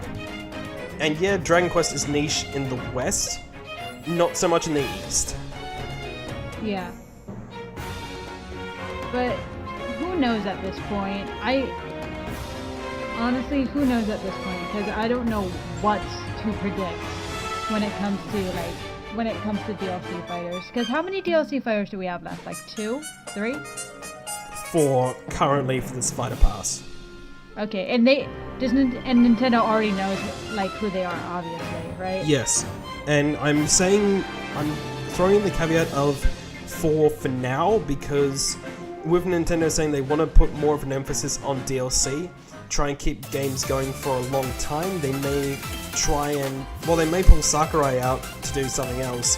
They may have a smaller team put on just to add more DLC into Smash to keep it going throughout the Switch's life. So that's still a possibility. Okay, so I got the Smash ballot. I'm gonna skip characters who already have reps because of that one thing that said, you know, all like the characters who will be in Smash would be representing like a new franchise that has yet to be in Smash. Okay. Yeah. The two, just to mention, the two frontrunners of this ballot is King K. Rool and Inkling. So, and they did say before that the Smash ballot, like the contenders for Smash were based on the Smash ballot. Yeah. If it weren't for the Smash ballot, King K. Rool wouldn't have made it.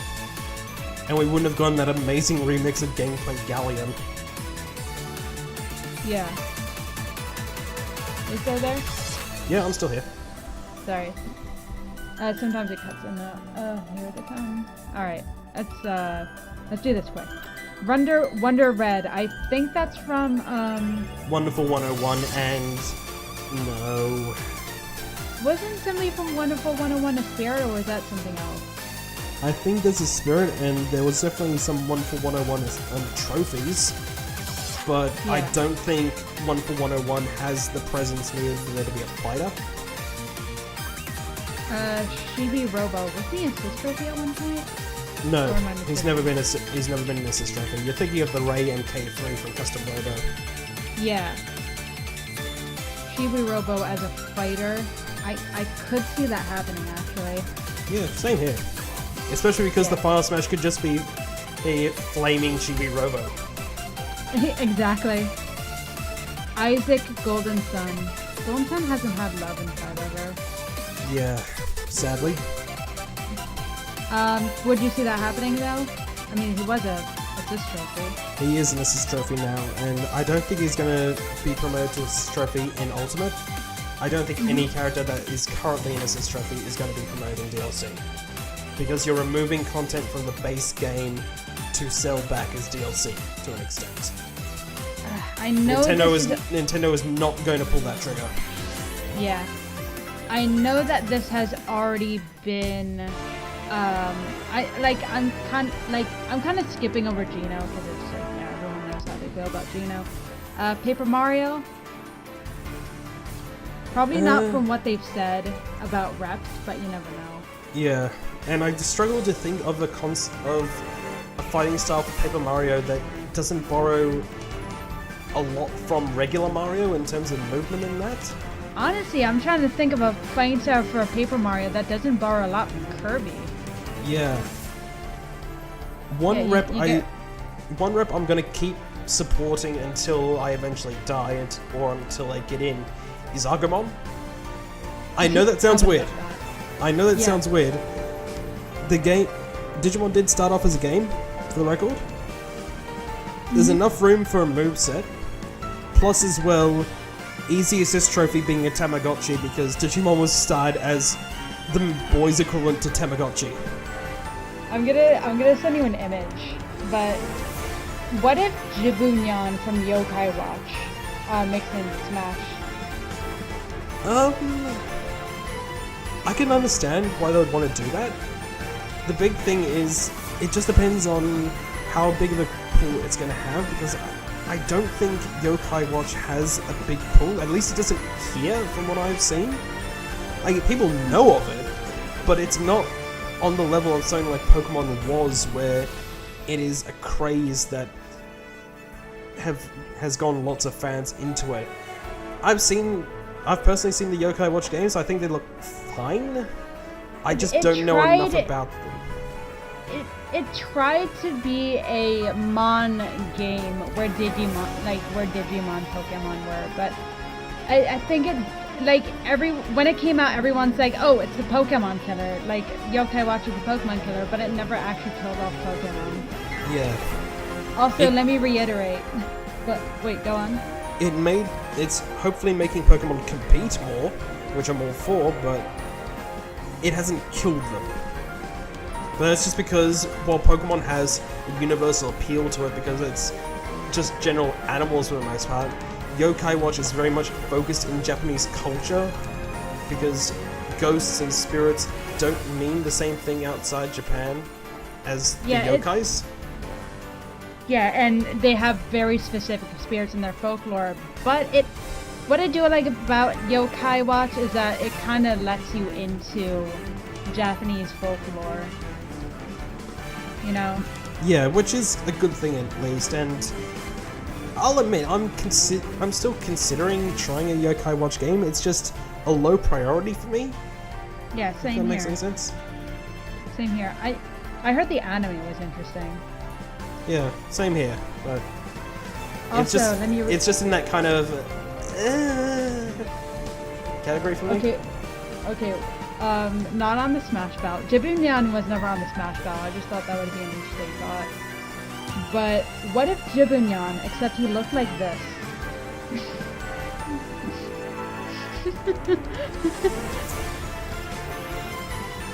Well, we might. Maybe not Jibunyan looking like that, but we may as well say it. I highly doubt a Danganronpa character is going to get in. I still want to play Danganronpa. Yeah. I still want to try Danganronpa though. Come on, can we get Switch ports of Danganronpa, please? That would be. A lot of people have said Switch is a perfect place to play. What do you call it? Visual novel games. Yeah, Switch would be a perfect place to play a visual novel game. Yeah. I think they. All I know is that the most recent Danganronpa has been released on Sony and PC, so I don't know if they have like the Sony. It's been released on PS4 and PC, so I'm not sure if Sony has the rights to it. I'm expecting to turn this off, but I don't know. Yes, please, sir. I want to buy a Sony, and yeah, we might as well cause quits here. Yeah, because now we're just dawdling. Oh no, we're not. We're my doorbell just rang. So yeah. Oh, are we gonna pause or are we gonna leave? We're gonna leave. Sorry. Oh, okay. Sorry about that, folks. Check back. We're gonna have stuff. Hopefully soon. Yeah. Just edit in a thing after. Yep, will do. Bye. See ya. Bye, folks.